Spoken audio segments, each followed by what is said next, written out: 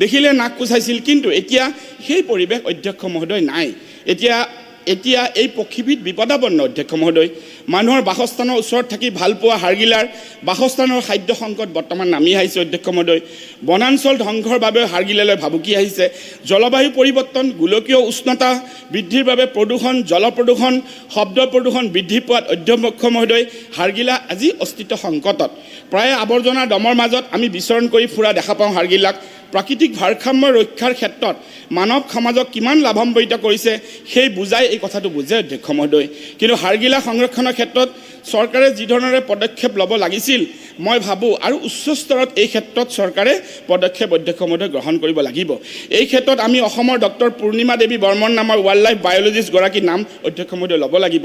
এইগৰাকী মহিলা কামৰূপ জিলাৰ দদৰা পছৰীয়া অঞ্চলৰ মহিলাসকলক লৈ হাড়গিলা সংৰক্ষণৰ বাবে হাড়গিলা আৰ্মি বৰ্তমান গঠন কৰিছে। অতি সুন্দৰ পদক্ষেপ। চৰকাৰে মই ভাবোঁ এনে সময়ত তেওঁলোকক আৰু সহযোগ কৰিলে তেওঁ আৰু কাম কৰিবলৈ সুবিধা পাব। অধ্যক্ষ মহোদয়, বাসস্থানৰ ক্ষতি, অৱক্ষয়, বনাঞ্চল ধ্বংস, নগৰায়ন, আমি যিদৰে চিভিলাইজেশ্যনৰ ফালে গৈ আছোঁ অধ্যক্ষ মহোদয়, আমি টাউনশ্বিপবিলাক বনাই আছোঁ অধ্যক্ষ মহোদয়, জলাশয়সমূহ অধ্যক্ষ মহোদয় ধ্বংস হৈছে।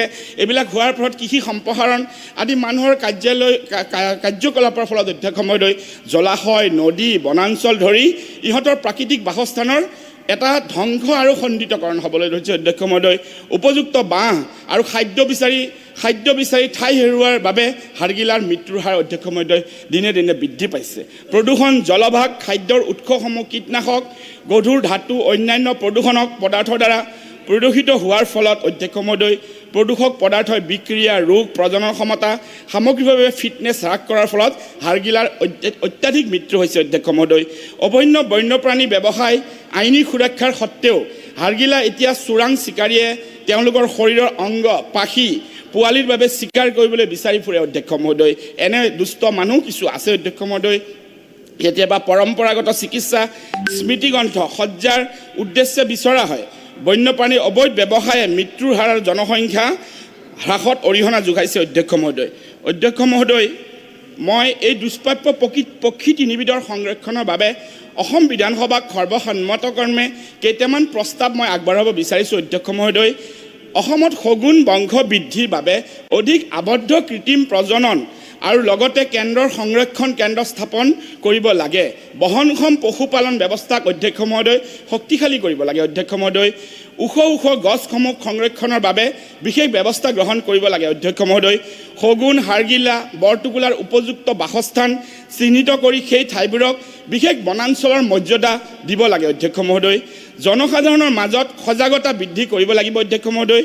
মৃত জন্তুত কোনেও যাতে বিষাক্ত কীটনাশক, এইটো আটাইতকৈ চিৰিয়াছ পইণ্ট হয় অধ্যক্ষ মহোদয়, কোনেও যাতে বিষাক্ত কীটনাশক বা ৰাসায়নিক দ্ৰব্য ছটিয়াই নিদিয়ে তাৰ বাবে আমি স্কুল, কলেজ, বিভিন্ন প্ৰান্তত অধ্যক্ষ মহোদয় কিছু সজাগতামূলক কাৰ্যসূচীও আমি ল'ব লাগিব অধ্যক্ষ মহোদয়।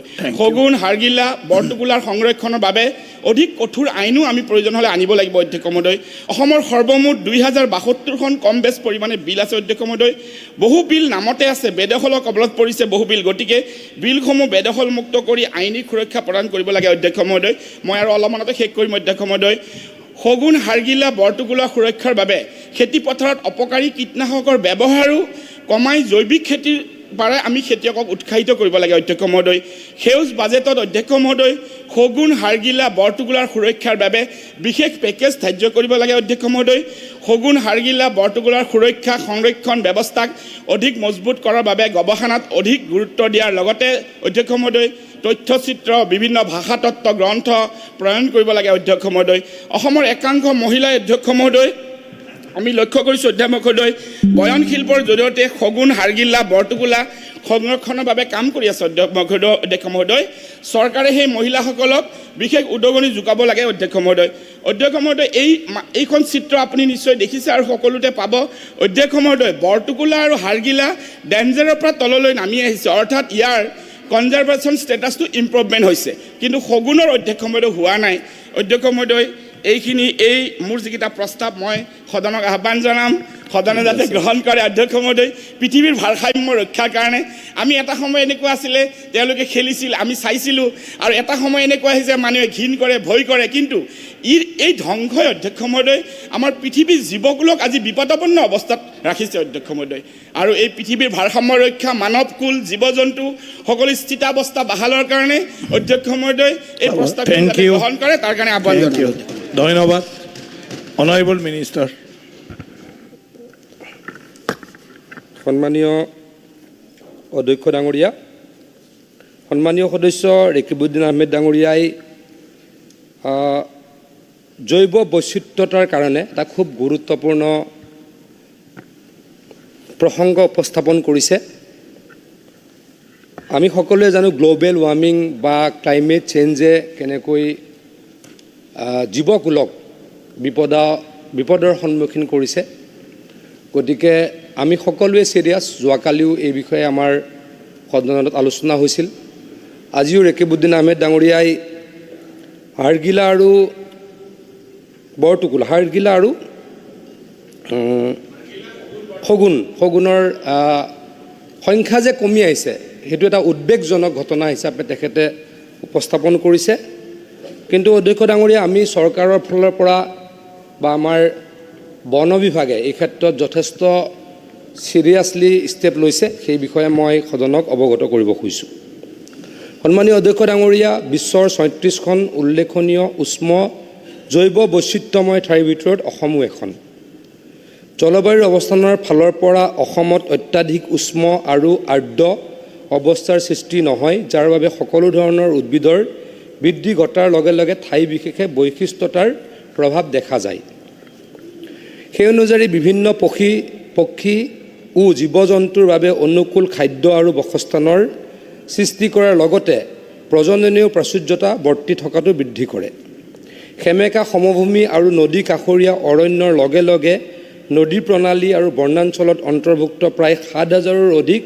জলাশয়ৰ প্ৰসাৰিত সংমিশ্ৰণ পিটনি জলভূমিসমূহে সকলো প্ৰজাতিৰ জীৱ জন্তুৰ জীয়াই থকাৰ পথ সুচল কৰে অধ্যক্ষ ডাঙৰীয়া অসমত হাজাৰৰো অধিক প্ৰজাতিৰ পক্ষীৰ অৱস্থিতিৰ লগতে এই পক্ষীসমূহৰ ভিতৰত প্ৰায় ১৮০০ আৱাসিক হাড়গিলা প্ৰায় ২০০০ আৱাসিক বৰটোকোলাৰ সন্তোষজনক উপস্থিতিয়েও অসমক গৌৰৱান্বিত কৰিছে যদিও অধ্যক্ষ ডাঙৰীয়া সমগ্ৰ পৃথিৱীতে বৰটোকোলা আৰু হাড়গিলাৰ সংখ্যা কমি আহিছে কিন্তু অসমত এতিয়াও এই হাড়গিলাৰ সংখ্যা প্ৰায় ১৮০০ আছে আৰু বৰটোকোলাৰ সংখ্যা প্ৰায় ২০০০ আছে যি সময়ত সমগ্ৰ বিশ্বত জলবায়ুৰ গোলকীয় উষ্ণায়নৰ গ্লোবেল ৱাৰ্মিঙৰ বাবে বিভিন্ন জীৱকুল বিলুপ্তিৰ পথত অগ্ৰসৰ হৈছে আৰু সমগ্ৰ জীৱকুললৈ ভাবুকিৰ সৃষ্টি হৈছে তেনে সময়ত international union for conservation of nature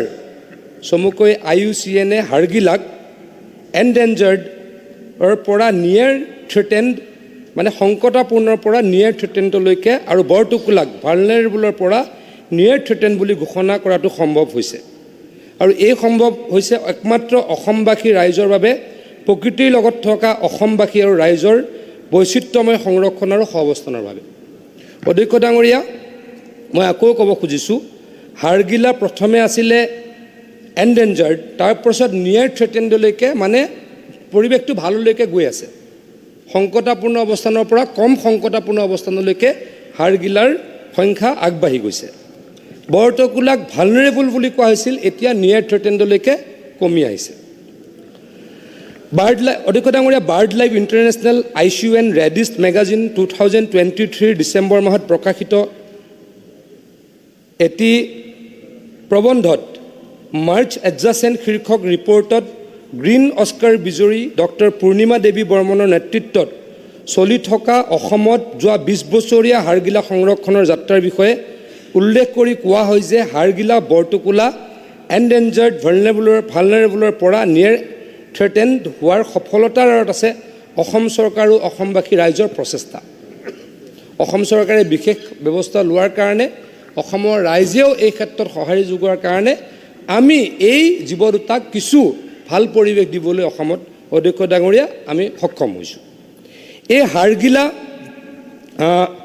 আৰু এটা বিশেষকৈ এই ৰাইজৰ প্ৰচেষ্টাৰ কথা উল্লেখ কৰা হৈছে অধ্যক্ষ ডাঙৰীয়া, এই ৰাইজৰ প্ৰচেষ্টাত কামৰূপ জিলাৰ দদৰীয়া পচৰীয়া শিঙিমাৰী অঞ্চলত মহিলা হাড়গিলা আৰ্মি নামেৰে এটা সংস্থা আছে। তেওঁলোকেও হাড়গিলাক সংস্থাপনৰ বাবে বা মৃত্যুৰ মুখৰ পৰা ৰক্ষা কৰিবৰ কাৰণে যথেষ্ট কাম ইতিমধ্যে হাতত লৈছে। অধ্যক্ষ ডাঙৰীয়া, এই হাড়গিলা আৰ্মি মহিলাসকলক আৰু ৰাইজক সম্পূৰ্ণভাৱে হাড়গিলা সংৰক্ষণৰ ক্ষেত্ৰত সহযোগ আগবঢ়াবলৈ পাই চৰকাৰেও সৌভাগ্যৱান বুলি অনুভৱ কৰিছোঁ। অধ্যক্ষ ডাঙৰীয়া, শগুনবোৰক বিলুপ্তিৰ পৰা ৰক্ষা কৰিবলৈ আৰু শগুন সংৰক্ষণ কৰিবলৈ আমাৰ চৰকাৰে নিম্নোক্ত প্ৰচেষ্টা অব্যাহত ৰাখিছে। প্ৰথমে অসমত আৱাসিক শগুনৰ দুটা প্ৰজাতি slender billed and oriental white backed vulture পোৱা যায়। IUCNৰ শ্ৰেণী অনুসৰি এইবোৰ সংকটজনকভাৱে বিপন্ন। এইবিলাকৰ সংৰক্ষণৰ বাবে অসম চৰকাৰৰ বন বিভাগে বম্বে নেচাৰেল হিষ্ট্ৰী ছ'চাইটিৰ সহযোগত ৰাণীত, আমাৰ এয়াৰপৰ্টৰ ওচৰৰ ৰাণীত শগুন সংৰক্ষণ কেন্দ্ৰ VCBC চলাই আছে। এই কাৰ্যসূচীৰ অংশীদাৰ হৈছে MOEF, NCC আৰু royal society for protection of bird UK। প্ৰকল্পটো কামৰূপ জিলাৰ ৰাণীৰ বেলগুৰিত বন বিভাগে অনুমোদন দিয়ে আৰু 2 হেক্টৰ মাটিত 2007 চনত প্ৰজনন কেন্দ্ৰটো আৰম্ভ কৰা হয়।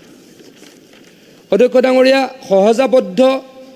সজাবদ্ধ শগুনৰ আৱাসৰ বাবে 3টা ডাঙৰ এভিয়াৰী আৰু 7টা সৰু এভিয়াৰী নিৰ্মাণ কৰা হৈছে আৰু বৰ্তমান 141টা শগুন সজাবদ্ধ হৈ আছে।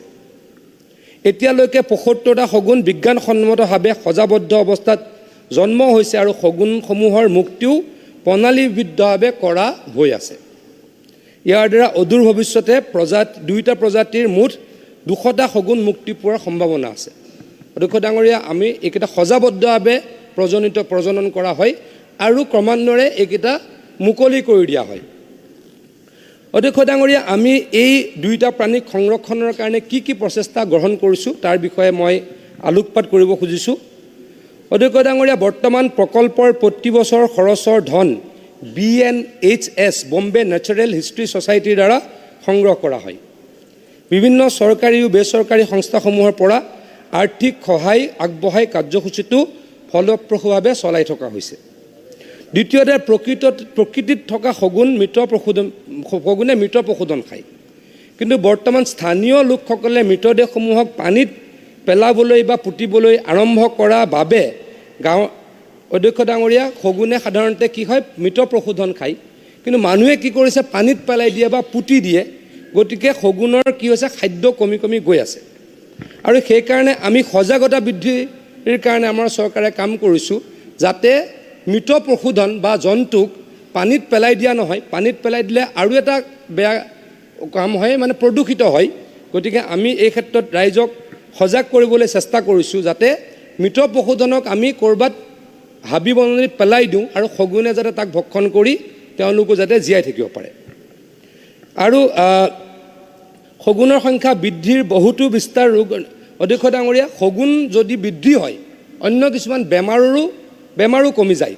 গতিকে শগুনক বৃদ্ধি কৰিবলৈ এইখিনি সজাগতা আমি ইতিমধ্যে হাতত লৈছোঁ। পশুধনৰ মৃতদেহ বিষাক্ত নকৰিবলৈ চৰকাৰে স্থানীয় জনসাধাৰণৰ বাবে আবেদন কৰাটো আমাৰ অভিযানৰ এটা উল্লেখযোগ্য প্ৰচেষ্টা। মৃত জীৱ জন্তুৰ শগুনৰ খাদ্য হোৱাৰ উপযোগী কৰি ৰাখিবৰ বাবে বিষাক্ত দ্ৰব্য আৰু ঔষধ দিয়াত বাধা দিয়া হৈছে। যোৱা দশকত অসমত কেইটামান অপ্ৰীতিকৰ ঘটনা লক্ষ্য কৰা হৈছে যে পশুধনৰ মৃতদেহবোৰক বিষাক্ত কৰি কুকুৰ আৰু শগুনক হত্যা কৰা হৈছিলে। সন্মানীয় সদস্যগৰাকীয়ে তেখেতৰ সমষ্টিৰ এটা উদাহৰণ দিছে যে মৃত পশুধনক বিষাক্ত কৰি শগুনক মাৰি পেলোৱা হৈছিল। তাৰ বিৰুদ্ধে অহৰহভাৱে আমাৰ চৰকাৰে প্ৰচেষ্টা অব্যাহত ৰাখিছে। এনে ঘটনাবোৰ পুনৰাবৃত্তি ৰোধৰ বাবে সৰ্বোত্তৰপ্ৰকাৰে আমি চেষ্টা অব্যাহত ৰাখিছোঁ। চৰকাৰে জীৱ জন্তুৰ চিকিৎসাৰ বাবে ব্যৱহাৰ হোৱা 3টা ঔষধ যেনে ডাইক্ল'ফেনাক, কিটোপ্ৰফেন আৰু এচিপ্ল'ফেংক ইতিমধ্যে নিষিদ্ধ কৰিছে আৰু ফাৰ্মাচিষ্ট ও পশু চিকিৎসক আৰু পশুৰ গৰাকীসকলক এই 3টা ঔষধ ব্যৱহাৰ নকৰিবলৈকে নিৰ্দেশ জাৰি কৰা হৈছে। উল্লেখযোগ্য যে মাননীয় বিধায়কগৰাকীয়ে উত্থাপন কৰা ধৰণে হাড়গিলা, বৰটোকোলা, শগুনৰ ভাবুকি শেহতীয়াকৈ বিশ্বৰ প্ৰেক্ষাপটত নিম্নলিখিত পৰিৱৰ্তনসমূহ এক গৱেষণা পক্ষতে পৰিলক্ষিত হোৱাটো প্ৰমাণিত হৈছে যদিও অসমৰ প্ৰেক্ষাপটত ই সম্পূৰ্ণভাৱে সত্য নহয়, কাৰণ অসমত এই মুহূৰ্তত বহুত বুলি নকওঁ কিন্তু যথেষ্ট সংখ্যক দুইজা প্ৰজাতিৰ জীৱ বা চৰাই আমাৰ অসমত বৰ্তমান বিদ্যমান। উপৰোক্ত উল্লেখিত সকলো দিশ সূক্ষ্ম দৃষ্টিৰে আলোচনা কৰি দেখা গৈছে যে অসমৰ প্ৰেক্ষাপটত প্ৰাকৃতিক সম্পদ এতিয়াও অগণন জৈৱ বৈচিত্ৰ্যতাৰে ভৰপূৰ হৈ আছে। মাত্ৰ প্ৰয়োজন অসমৰ প্ৰাকৃতিক বাসস্থানৰ ভাৰসাম্য বজাই ৰাখি পক্ষীকুলৰ লগতে ভৱিষ্যতলৈও সমূহ জৈৱ বৈচিত্ৰ্যতাৰ সংৰক্ষণৰ প্ৰচেষ্টা অব্যাহত ৰখা। বৰ্তমান অসম চৰকাৰে এনে কিছু প্ৰকল্পৰ জৰিয়তে বন বিভাগৰ ব্যাপক ভিত্তিত আধুনিক বৈজ্ঞানিক পদ্ধতিৰে বনজৰীপ আৰু বৃক্ষৰোপণেৰে প্ৰাকৃতিক পৰিৱেশৰো বাসস্থান বৰ্তাই ৰাখিবলৈ প্ৰচেষ্টা অব্যাহত ৰাখিছে। অধ্যক্ষ ডাঙৰীয়া, এই বছৰ আমি প্ৰায় 3 কোটি গছপুলি ৰুবলৈকে সক্ষম হৈছোঁ। মই আজিৰ পৰা কেইদিনমানৰ আগত বন বিভাগৰ যেতিয়া প্ৰশ্ন আছিলে সন্মানীয় মন্ত্ৰী ডাঙৰীয়াৰ অনুপস্থিতিত উত্তৰ দিছিলোঁ যে আমাৰ হাতত থকা তথ্য মতে এই মুহূৰ্তত 80% আমাৰ গছ জীয়াই আছে। যদিও আমি মূল হিচাপটো এপ্ৰিল মাহত পাম, এই বছৰো মাননীয় মুখ্যমন্ত্ৰী ডাঙৰীয়াৰ নেতৃত্বত আমি এই বৃক্ষ আন্দোলন যি আমাৰ প্ৰক্ৰিয়া, এই প্ৰক্ৰিয়াটোক আমি আগুৱাই লৈ যাম। গতিকে আমি নিশ্চয়কৈ জীৱকুলক ৰক্ষা কৰিবৰ কাৰণে বা ক্লাইমেট চেঞ্জ যাতে নহয় বা গ্ল'বেল ৱাৰ্মিং যাতে নহয়, আমি যাতে উষ্ণতা কমাই ৰাখিব পাৰোঁ, তাৰ কাৰণে অসম চৰকাৰে যথেষ্ট ব্যৱস্থা হাতত লৈছোঁ। আৰু মাননীয় সদস্য ডাঙৰীয়াই গৰাকীয়ে খুব গুৰুত্বপূৰ্ণ এটা কথা ইয়াতে উপস্থাপন কৰাৰ বাবে তেখেতক ধন্যবাদ জনাই আৰু তেখেতক আমি আশ্বাস দিওঁ যে এই জীৱ বা এই পক্ষী দুটাক আমি বচাবলৈ আৰু যৎপৰোনাস্তি চেষ্টা চলাম। এইখিনি আশ্বাস দি মোৰ বক্তব্য সামৰিছোঁ। ধন্যবাদ। ধন্যবাদ। এতিয়া আপোনাৰ প্ৰস্তাৱ আপুনি উঠাই ল'ব। অধ্যক্ষ মহোদয়, মই উঠাই ল'ম, কিন্তু লগতে এটা মই অনুৰোধ জনাম মন্ত্ৰী মহোদয়, এইটো ক্ষেত্ৰত কেৱল মন্ত্ৰী মহোদয়ে বক্তব্য দিয়ে যাতে থাকি নাযায়, বাঘিনী আৰু 2-4টা ৰাণীৰ যিটো আছে তেওঁ যাতে নিজেও ভিজিট কৰে, কাৰণ তাত যিখিনি মাটিকালি আছে তাত মাটিকালি আৰু বেছি প্ৰয়োজন অধ্যক্ষ মহোদয়। আৰু যিবিলাক এনেকুৱা বিলবিলাক আছে সেইবিলাক বিল আগৰ পৰা তেওঁলোক আছিলে, সেইখিনিও যাতে আমি সংৰক্ষণ কৰিব পাৰোঁ, এইখিনি অনুৰোধ যাতে ইয়াত থাকিল। আৰু মোৰ কিছু বক্তব্য থাকিল, সেইখিনি মই টেবুলত লে ডাউন কৰি দিম। অধ্যক্ষ মহোদয় ধন্যবাদ। ধন্যবাদ। অধ্যক্ষ ডাঙৰীয়া, সন্মানীয় সদস্যগৰাকীক মই জনাব খোজোঁ যে আমাৰ বনমন্ত্ৰী সন্মানীয় চন্দ্ৰমোহন পাটোৱাৰী ডাঙৰীয়া আজি হাউচত নাই। মই তেখেতক ব্যক্তিগতভাৱে অনুৰোধ কৰিম সন্মানীয় সদস্যগৰাকীৰ লগত ব্যক্তিগতভাৱে কথা পাতি তেখেতে যিকেইটা এডভাইচ দিছে সেইকেইটা যাতে কৰিবলৈকে চৰকাৰে বা ডিপাৰ্টমেণ্টে চেষ্টা চলায়, মই পাটোৱাৰী ডাঙৰীয়াক অনুৰোধ জনাম। ধন্যবাদ। এতিয়া হাউচৰ মই ভাবোঁ সৰ্বসন্মতি আছে, গতিকে প্ৰত্যাহাৰ কৰা হ'ল। এতিয়া নেক্সট শ্ৰী শ্বেৰমান আলী আহমেদ। অলপ কম, কাৰণ বহুত আৰু আছে, আপুনি 5 মিনিটত শেষ কৰিব। মাননীয় অধ্যক্ষ মহোদয়, মই প্ৰস্তাৱ কৰোঁ যে 2001-2 চনতে 10,75,505 টকাত চৰকাৰীভাৱে আবণ্টন হোৱা বাঘবৰ গৰু বজাৰখন 2021-22 যোৱা 20 বছৰে চৰকাৰীভাৱে আবণ্টন নোহোৱাত কেইবা কোটি টকাৰ ৰাজহ লোকচান হয়।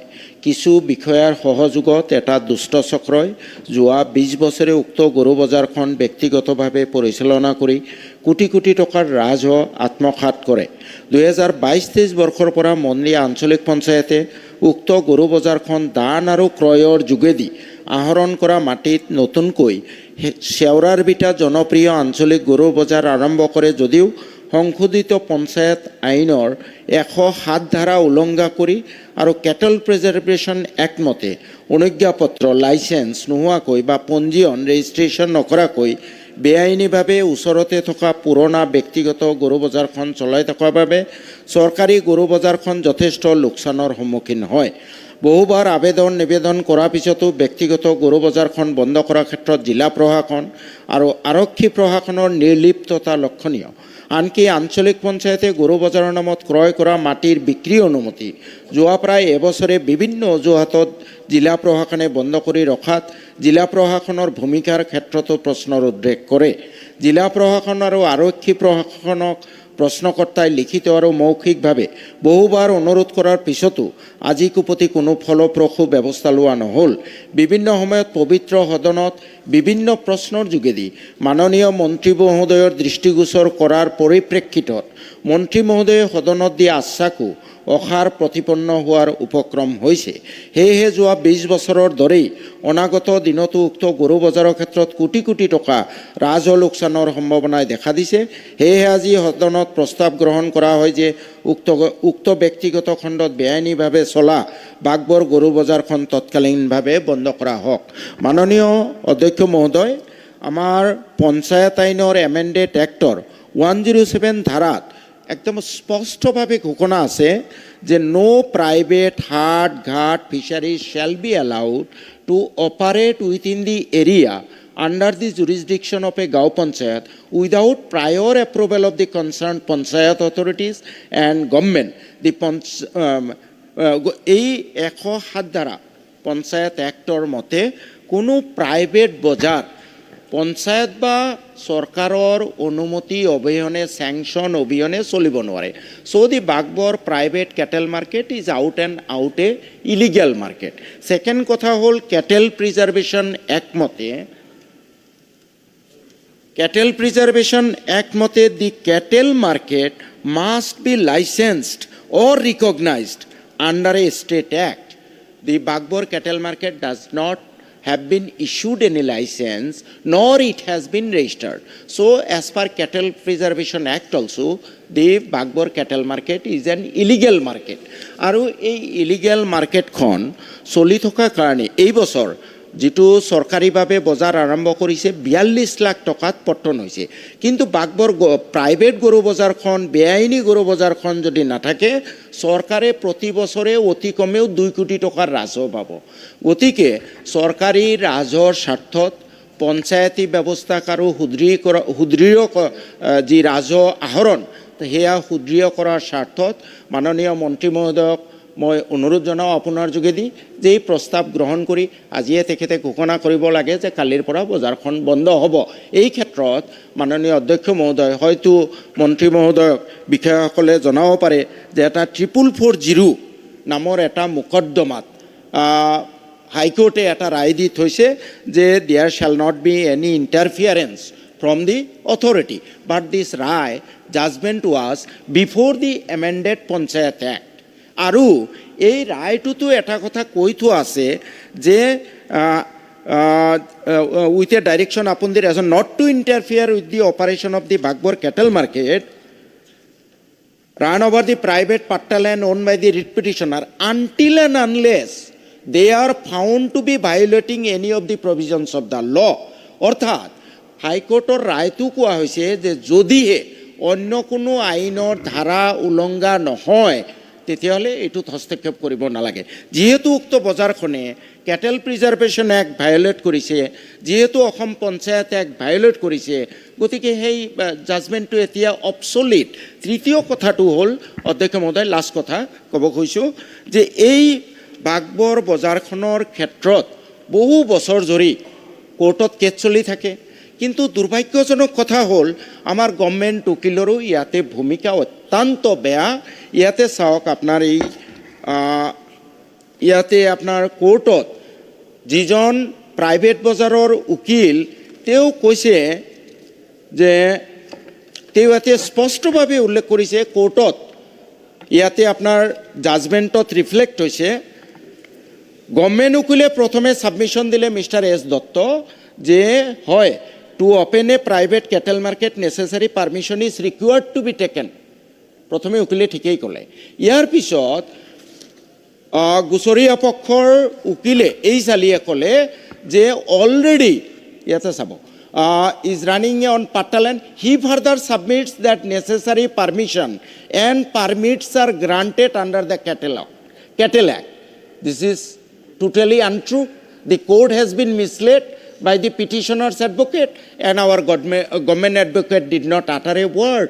মই মাননীয় মন্ত্ৰী মহোদয়ক এই জগতে আৰু অনুৰোধ জনাওঁ যে প্ৰাইভেট উকিলে যেতিয়া ভুল তথ্য কোৰ্টত দিলে সেই আমাৰ গভৰ্ণমেণ্ট উকিলে তেতিয়া কিয় কাউণ্টাৰ নিদিলে যে কোনো ধৰণৰ পাৰ্মিশ্যন নাই, কোনো ধৰণৰ লাইচেঞ্চ নাই, পঞ্চায়ত এক্ট মতে এইটো বৈধ নহয়। এই কথাটো আপুনি অলপ চাব লাগে। আমাৰ এই গভৰ্ণমেণ্ট উকিলৰ নিৰ্লিপ্ততাৰ কাৰণে এই যে কোৰ্টত গভৰ্ণমেণ্ট কেছবোৰ হাৰি যায়, বহু সময়ত একমাত্ৰ because of the government advocate. গতিকে এই ক্ষেত্ৰতো ব্যৱস্থা ল'ব লাগে। মই এইখিনিকে ধন্যবাদ। কৈ আজি ভাবোঁ গোটেই সদনে 2 কোটি টকাকে প্ৰতি বছৰে ৰাজহ অসম চৰকাৰে পাব, পঞ্চায়তী ব্যৱস্থাই পাব।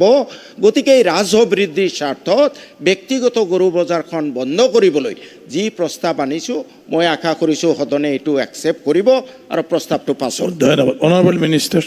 অধ্যক্ষ ডাঙৰীয়া, তেখেতে ইতিমধ্যে ক'লে এইটো ছাবজুডিচ মেটাৰটো, গতিকে মই ডিটেইলছত ক'ম নে?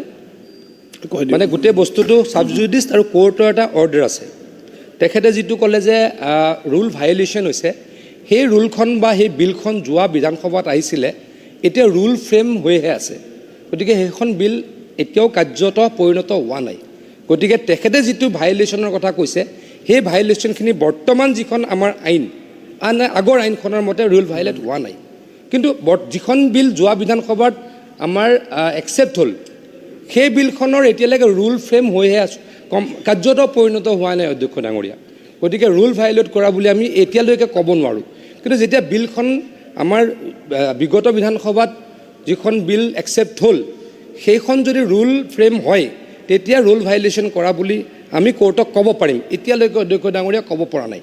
তথাপি যদি মই ডিটেইলছত যিখিনি ক'ব লাগে মই কৈ দিব পাৰোঁ, ডিটেইলছত ক'ম। ইমান মানে ডাইৰেক্ট কৈছোঁ, তেখেতে নিজে কৈছে যে মহামান্য আদালতে আদালত ছাবজুডিচ কথাখিনি নক'ব, হয়, মই এইটোৱে কৈছোঁ। বাদ দি কেইটামান তাৰমানে তেখেতে যিটো ক'লে, কোৰ্টে কৈ থৈছে যে তাতে আমি ইণ্টাৰফেয়াৰ কৰিব নোৱাৰোঁ। ছাবজুডিচটো ক'ব নালাগে। কোৰ্টে কৈ থৈছে যে আমি তাতে ইণ্টাৰফেয়াৰ কৰিব নোৱাৰোঁ। আৰু তেখেতে ক'লে যে আইন ভায়লেট, কোৰ্টে এইটোও কৈছে until and unless violation of rules. কিন্তু যিখিনি ৰুলছৰ কথা কৈছে, আমাৰ পৰৱৰ্তী সময়ত যিখন বিল আমি কৰিলোঁ, সেইখনৰ ৰুলছ ফ্ৰেম হ'লেহে সেই ৰুলছখিনি বা ভায়লেশ্যন হ'ব।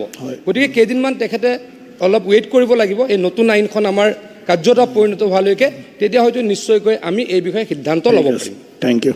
মাননীয় অধ্যক্ষ মহোদয়, আপোনাৰ কোৰ্টৰ যিটো জাজমেণ্ট আছিলে আমাৰ এই এমেণ্ডেড পঞ্চায়ত এক্টৰ আগৰ, আৰু সেইখনত লিখা আছে until and unless they are found to be violating any of the provisions of law, ৰুলৰ কথা নাই, ল।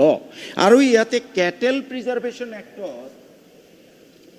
প্ৰিজাৰ্ভেশ্যন এক্টখন তেতিয়াই ভায়লেট হৈ আছে। ইয়াতে আছিলে ডিউলি লাইচেঞ্চ থাকিব লাগিব বা ৰেজিষ্ট্ৰেশ্যন থাকিব লাগিব। কেটেল প্ৰিজাৰ্ভেশ্যন এক্ট মতে ভায়লেট হৈ আছে। ইয়াৰ পিছত মাননীয় অধ্যক্ষ মহোদয়, তেখেতে যিটো ক'লে ৰুল নহ'লেও this act has come into force for by notification in the gazette. গতিকে ইয়াততো কোনো কথা নাই যে ৰুল ফ্ৰেম হ'লে য'ত য'ত ৰুল লাগে আইনত তাত লিখা থাকে যে subject to prescription of detail procedure in the rules.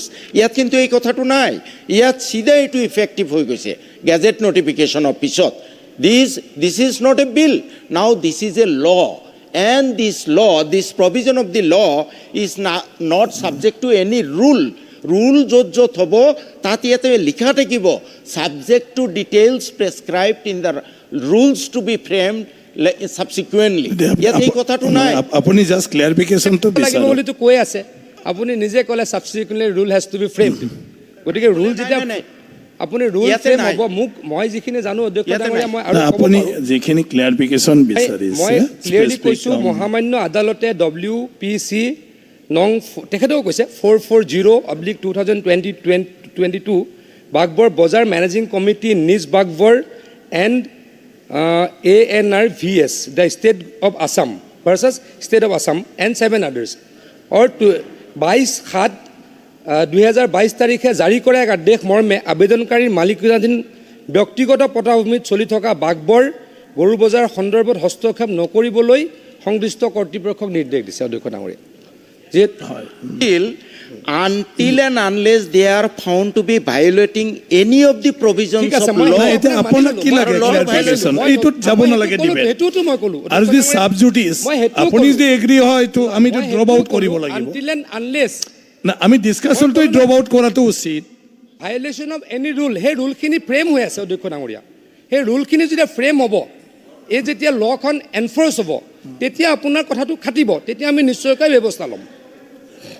Enforce হৈ আছে ছাৰ, লত ইয়াতে এইকাৰণে আপোনাক মই কৈ আছো আপুনি কনফিউজন কৰিব নালাগে। মানে আপুনি নিজে কিছুমান বস্তু টানি আনিছে তো আপুনিও মই কৈছোঁ মোক বিভাগৰ আপোনাৰ পৰা যি জনোৱা আছে মতে চিম্পল ৰুল কথা ফ্ৰেম হৈ আছে যে- ছাৰ মোক বিভাগৰ পৰা জনোৱা মতে ৰুল ফ্ৰেম হৈ আছে ৰুল ফ্ৰেম হ'লে তেখেতৰ এই কথাখিনি ৰিল ফ্ৰেম হোৱা নাই আনটিল এণ্ড আনলেছ নাও ৰুল ইজ ফ্ৰেমিং 107ত ৰুল নালাগে ছাৰ ইয়াতে 107 যিটো সেইকাৰণে অনাৰেবল মেম্বাৰ মই সেইকাৰণে কৈছোঁ আপোনালোকক আপোনালোকে ৰেফাৰেঞ্চ আনিছে কি হ'ব গোটেই নাই কথাখিনি জুডিচিয়াৰীৰ কথাটো যেতিয়া আহি যায় ঠিক আছে আমি তেতিয়ালৈকে পোৱা নাছিল কাৰণে এলাউ কৰিছোঁ এতিয়া আপোনালোকে কিছু কথা পাতি আছে যিটো চাব জুডিচিয়াৰ কথাটো আপোনালোকে মেনশ্যন কৰিছে মই কথাটো কৈছোঁ কি যি বিষয়ত আপুনি ক্লিয়াৰিফিকেশ্যন বিচাৰিছে সেইটো আপুনি কিবাটো কৰক অধ্যক্ষ ডাঙৰীয়া মানে চিধা কয় আৰু এইমতে মন্ত্ৰী উত্তৰটো দিব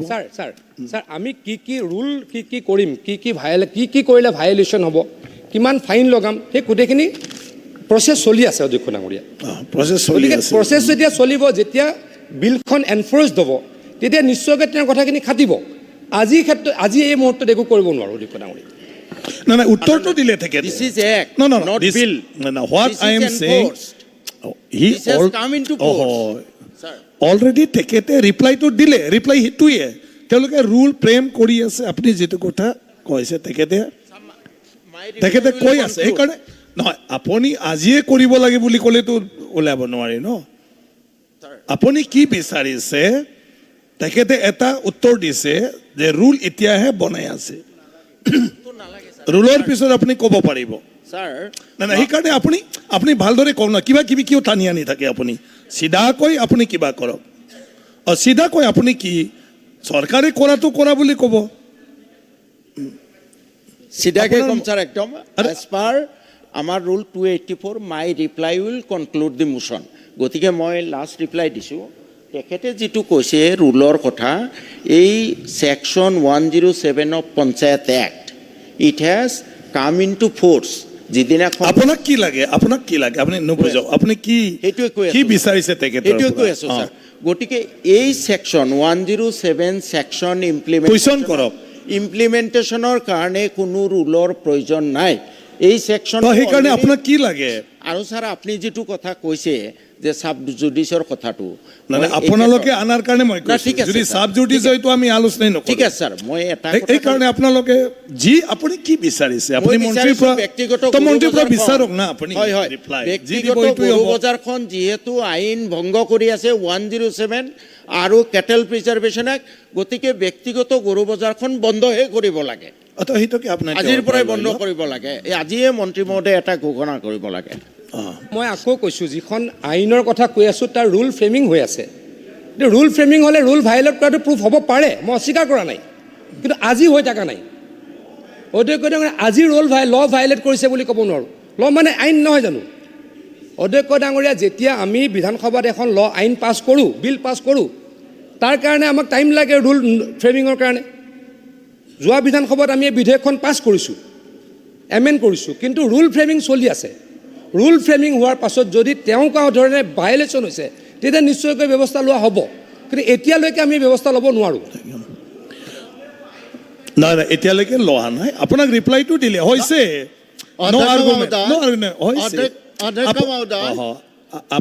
আপুনি যিটো বিচাৰিছে মন্ত্ৰী ডাঙৰীয়াই অলৰেডি ৰিপ্লাই দিলে কোনটোত নাই এইটো আপোনাৰ কাৰণে ৰুল নহ'লে এইটোত আপুনি যি ভাবি ল'ব এইটোৱেই হ'ব আইনটো হ'ল ৰিপ্লাইটো এইটোৱেই হয় আইনটো হ'ল নহয় আপুনি আপোনাৰ বিচৰা মতে হোৱাটো বিচাৰি আছে চৰকাৰে তেওঁলোকে কি লৈ আছে আপোনাক কৈ আছে মাননীয় অধ্যক্ষ সলিউশ্যন প্লিজ মাননীয় অধ্যক্ষ মহোদয় যিহেতু এইটো হাইকোৰ্টত এটা কেছ চলি আছে চাব জুডিচ আছে তে চাব জুডিচ যিহেতু আছে কোৰ্টে যেতিয়ালৈকে জাজমেণ্ট নিদিয়ে ইয়াৰ পৰা কোনো ডিচিশ্যন দিব নোৱাৰে এইটো চাব জুডিচ হৈ আছে সেইকাৰণে ক'লো ৰিপ্লাইটো হৈ গ'ল চৰকাৰী ৰিপ্লাই দিলে এইটো চাব জুডিচ হৈ আছে একটে ক'লেও চাব জুডিচ হৈ আছে এই চাব জুডিচ হোৱা এটা বিষয় কেনেকৈ এইটোত আজি চৰকাৰে সিদ্ধান্ত ল'ব নোৱাৰে এইটো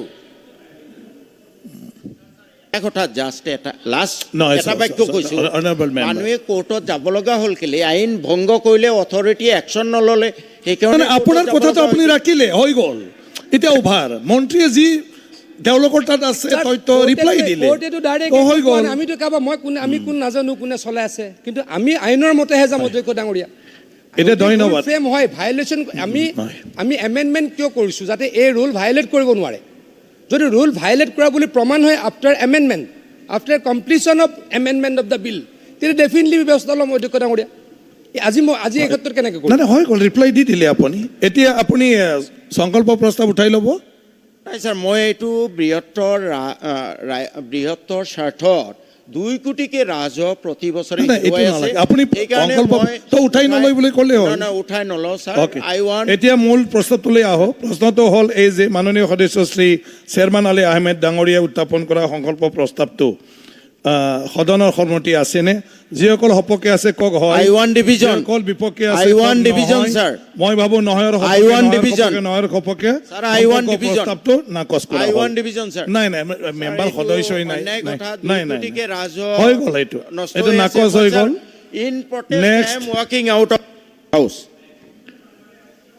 নেক্সট শ্ৰী দিগন্ত বৰ্মন। অধ্যক্ষ মহোদয়, আজিৰ সন্মানীয় এই পবিত্ৰ সদনত চৰকাৰী সদস্যসকলৰ সংকল্প প্ৰস্তাৱ শিতানত মোক আজি এই এটা সংকল্প প্ৰস্তাৱ উপস্থাপন কৰাৰ বাবে সুযোগ দিয়াৰ বাবে অধ্যক্ষ মহোদয়ক মই ধন্যবাদ জনাইছোঁ। মই প্ৰস্তাৱটো সদনৰ জ্ঞাতাৰ্থে মই মাতি দিছোঁ। অসমত বৰ্তমান প্ৰায় 21 লাখ পঞ্জীভুক্ত নিবনুৱা আৰু অপঞ্জীভুক্ত কেইবা লাখো নিবনুৱা আছে। 8ম শ্ৰেণী উত্তীৰ্ণৰ পৰা স্নাতকোত্তৰ পৰ্যন্ত উত্তীৰ্ণ পঞ্জীভুক্ত নিবনুৱা যুৱক যুৱতীসকলে চৰকাৰী চাকৰি পোৱাৰ আশাৰে বিজ্ঞাপন অনুসৰি আবেদন পত্ৰ দাখিল কৰে। ইয়াৰে কিছু সংখ্যকে লিখিত ও মৌখিক পৰীক্ষাত অৱতীৰ্ণ হৈ কৃতকাৰ্য লাভ কৰে আৰু কিন্তু গৰিষ্ঠ সংখ্যকে চাকৰি লাভ নকৰি পুনৰ বিজ্ঞাপন অনুসৰি আকৌ আবেদন কৰিবলগীয়া হয়। এই ক্ষেত্ৰত বহুতো নিবনুৱা যুৱক যুৱতীয়ে কেইবাবাৰো বিজ্ঞাপন অনুসৰি আবেদন কৰি থাকিব লাগে। এই ক্ষেত্ৰত তেওঁলোকৰ যথেষ্ট অৰ্থৰ প্ৰয়োজন হয়। তাৰোপৰি বহুতো পৰিয়ালৰ আৰ্থিক অৱস্থাও ভাল নহয়। বহুতো নিবনুৱা যুৱক যুৱতীয়ে আৰ্থিক দৈন্যতাৰ বাবে বিজ্ঞাপন পালেও আবেদন কৰিবলৈ অসমৰ্থ হয়। তাৰোপৰি তেওঁলোকে পৰীক্ষাত অৱতীৰ্ণ হোৱাৰ বাবে প্ৰস্তুতি কৰিব লাগে। সেয়ে নিবনুৱা যুৱক যুৱতীসকলৰ অন্যান্য খা খৰচৰ বাবে তেওঁলোকক যোগ্যতা অনুযায়ী নিবনুৱা ভাত্তা দিয়াৰ বাবে অসম বিধানসভাত প্ৰস্তাৱ গ্ৰহণ কৰা হওক। অধ্যক্ষ মহোদয়, মই এই প্ৰস্তাৱটো এইকাৰণেই উত্থাপন কৰিছোঁ যে আমি দেখিছোঁ যে অসমত প্ৰায় 21 লাখৰো অধিক পঞ্জীভুক্ত নিবনুৱা আছে আৰু বহুতে পঞ্জীয়ন নকৰাকৈও নিবনুৱা হিচাপে আছে। আৰু এই ক্ষেত্ৰত আমি দেখোঁ যে ক্লাছ 8ৰ পৰা স্নাতকোত্তৰ পৰ্যন্ত ইয়াৰ এই ক্ষেত্ৰত আপোনাৰ আৰ্টছ, ছায়েন্স, কমাৰ্চ বা অন্যান্য টেকনিকেল ইঞ্জিনিয়াৰিঙৰ বিভিন্ন বিভাগ আৰু অন্যান্য আজিকালি যিবিলাক কাৰিকুলাম ওলাইছে সকলোবিলাকত তেওঁলোকে উত্তীৰ্ণ হৈ আমাৰ বিভিন্ন ক্ষেত্ৰত তেওঁলোকে চাকৰিৰ বাবে বিজ্ঞাপনত তেওঁলোকে এপ্লাই কৰে। আমি দেখিছোঁ যে সঁচা কথা হয় যে ইমান লাখ নিবনুৱাৰ ভিতৰত যেতিয়া এটা এক্সামিনেশ্যন কম্পিটিটিভ এক্সামিনেশ্যনে পাতিব বা যিকোনো এক্সামিনেশ্যন পাতিব তেতিয়া বহুতে ইয়াতে এপ্লাই কৰিবলগীয়া হয়। আৰু সঁচা কথা যে মেধাৰ ভিত্তিত হ'লেও খুব কম সংখ্যকে পায়। বাকীখিনি আৰু তেওঁলোকে এনেকুৱা নহয় যে প্ৰথমবাৰ নাপালেই তেওঁলোকে পঢ়াটো ভাল নহয়, আকৌ চেষ্টা কৰে, নেক্সট আকৌ বেটাৰৰ কাৰণে চেষ্টা কৰে, এনেকৈ পঢ়ি থাকিবলগীয়া হয়। আৰু এই ক্ষেত্ৰত চৰকাৰে হয় কিছুমান আঁচনি দিছে আনএমপ্লয় ইউথৰ কাৰণে, কোনোবাই হয়তো গাড়ীৰ লোন দিব বা কাৰোবাক কিবা কিবি অন্যান্য IBS দিয়ে। কিন্তু যিবিলাক ল'ৰা ছোৱালীয়ে পঢ়াৰ কাৰণে যে মই কম্পিটিটিভ এক্সামিনেশ্যনে হওক বা কিবা চাকৰিৰ কাৰণে মই ইচ্ছা প্ৰকাশ কৰোঁ, তেওঁ সেইবিলাকত যাব নোৱাৰে, তেওঁ পুনৰ পঢ়ি থাকিবলগীয়া হয়।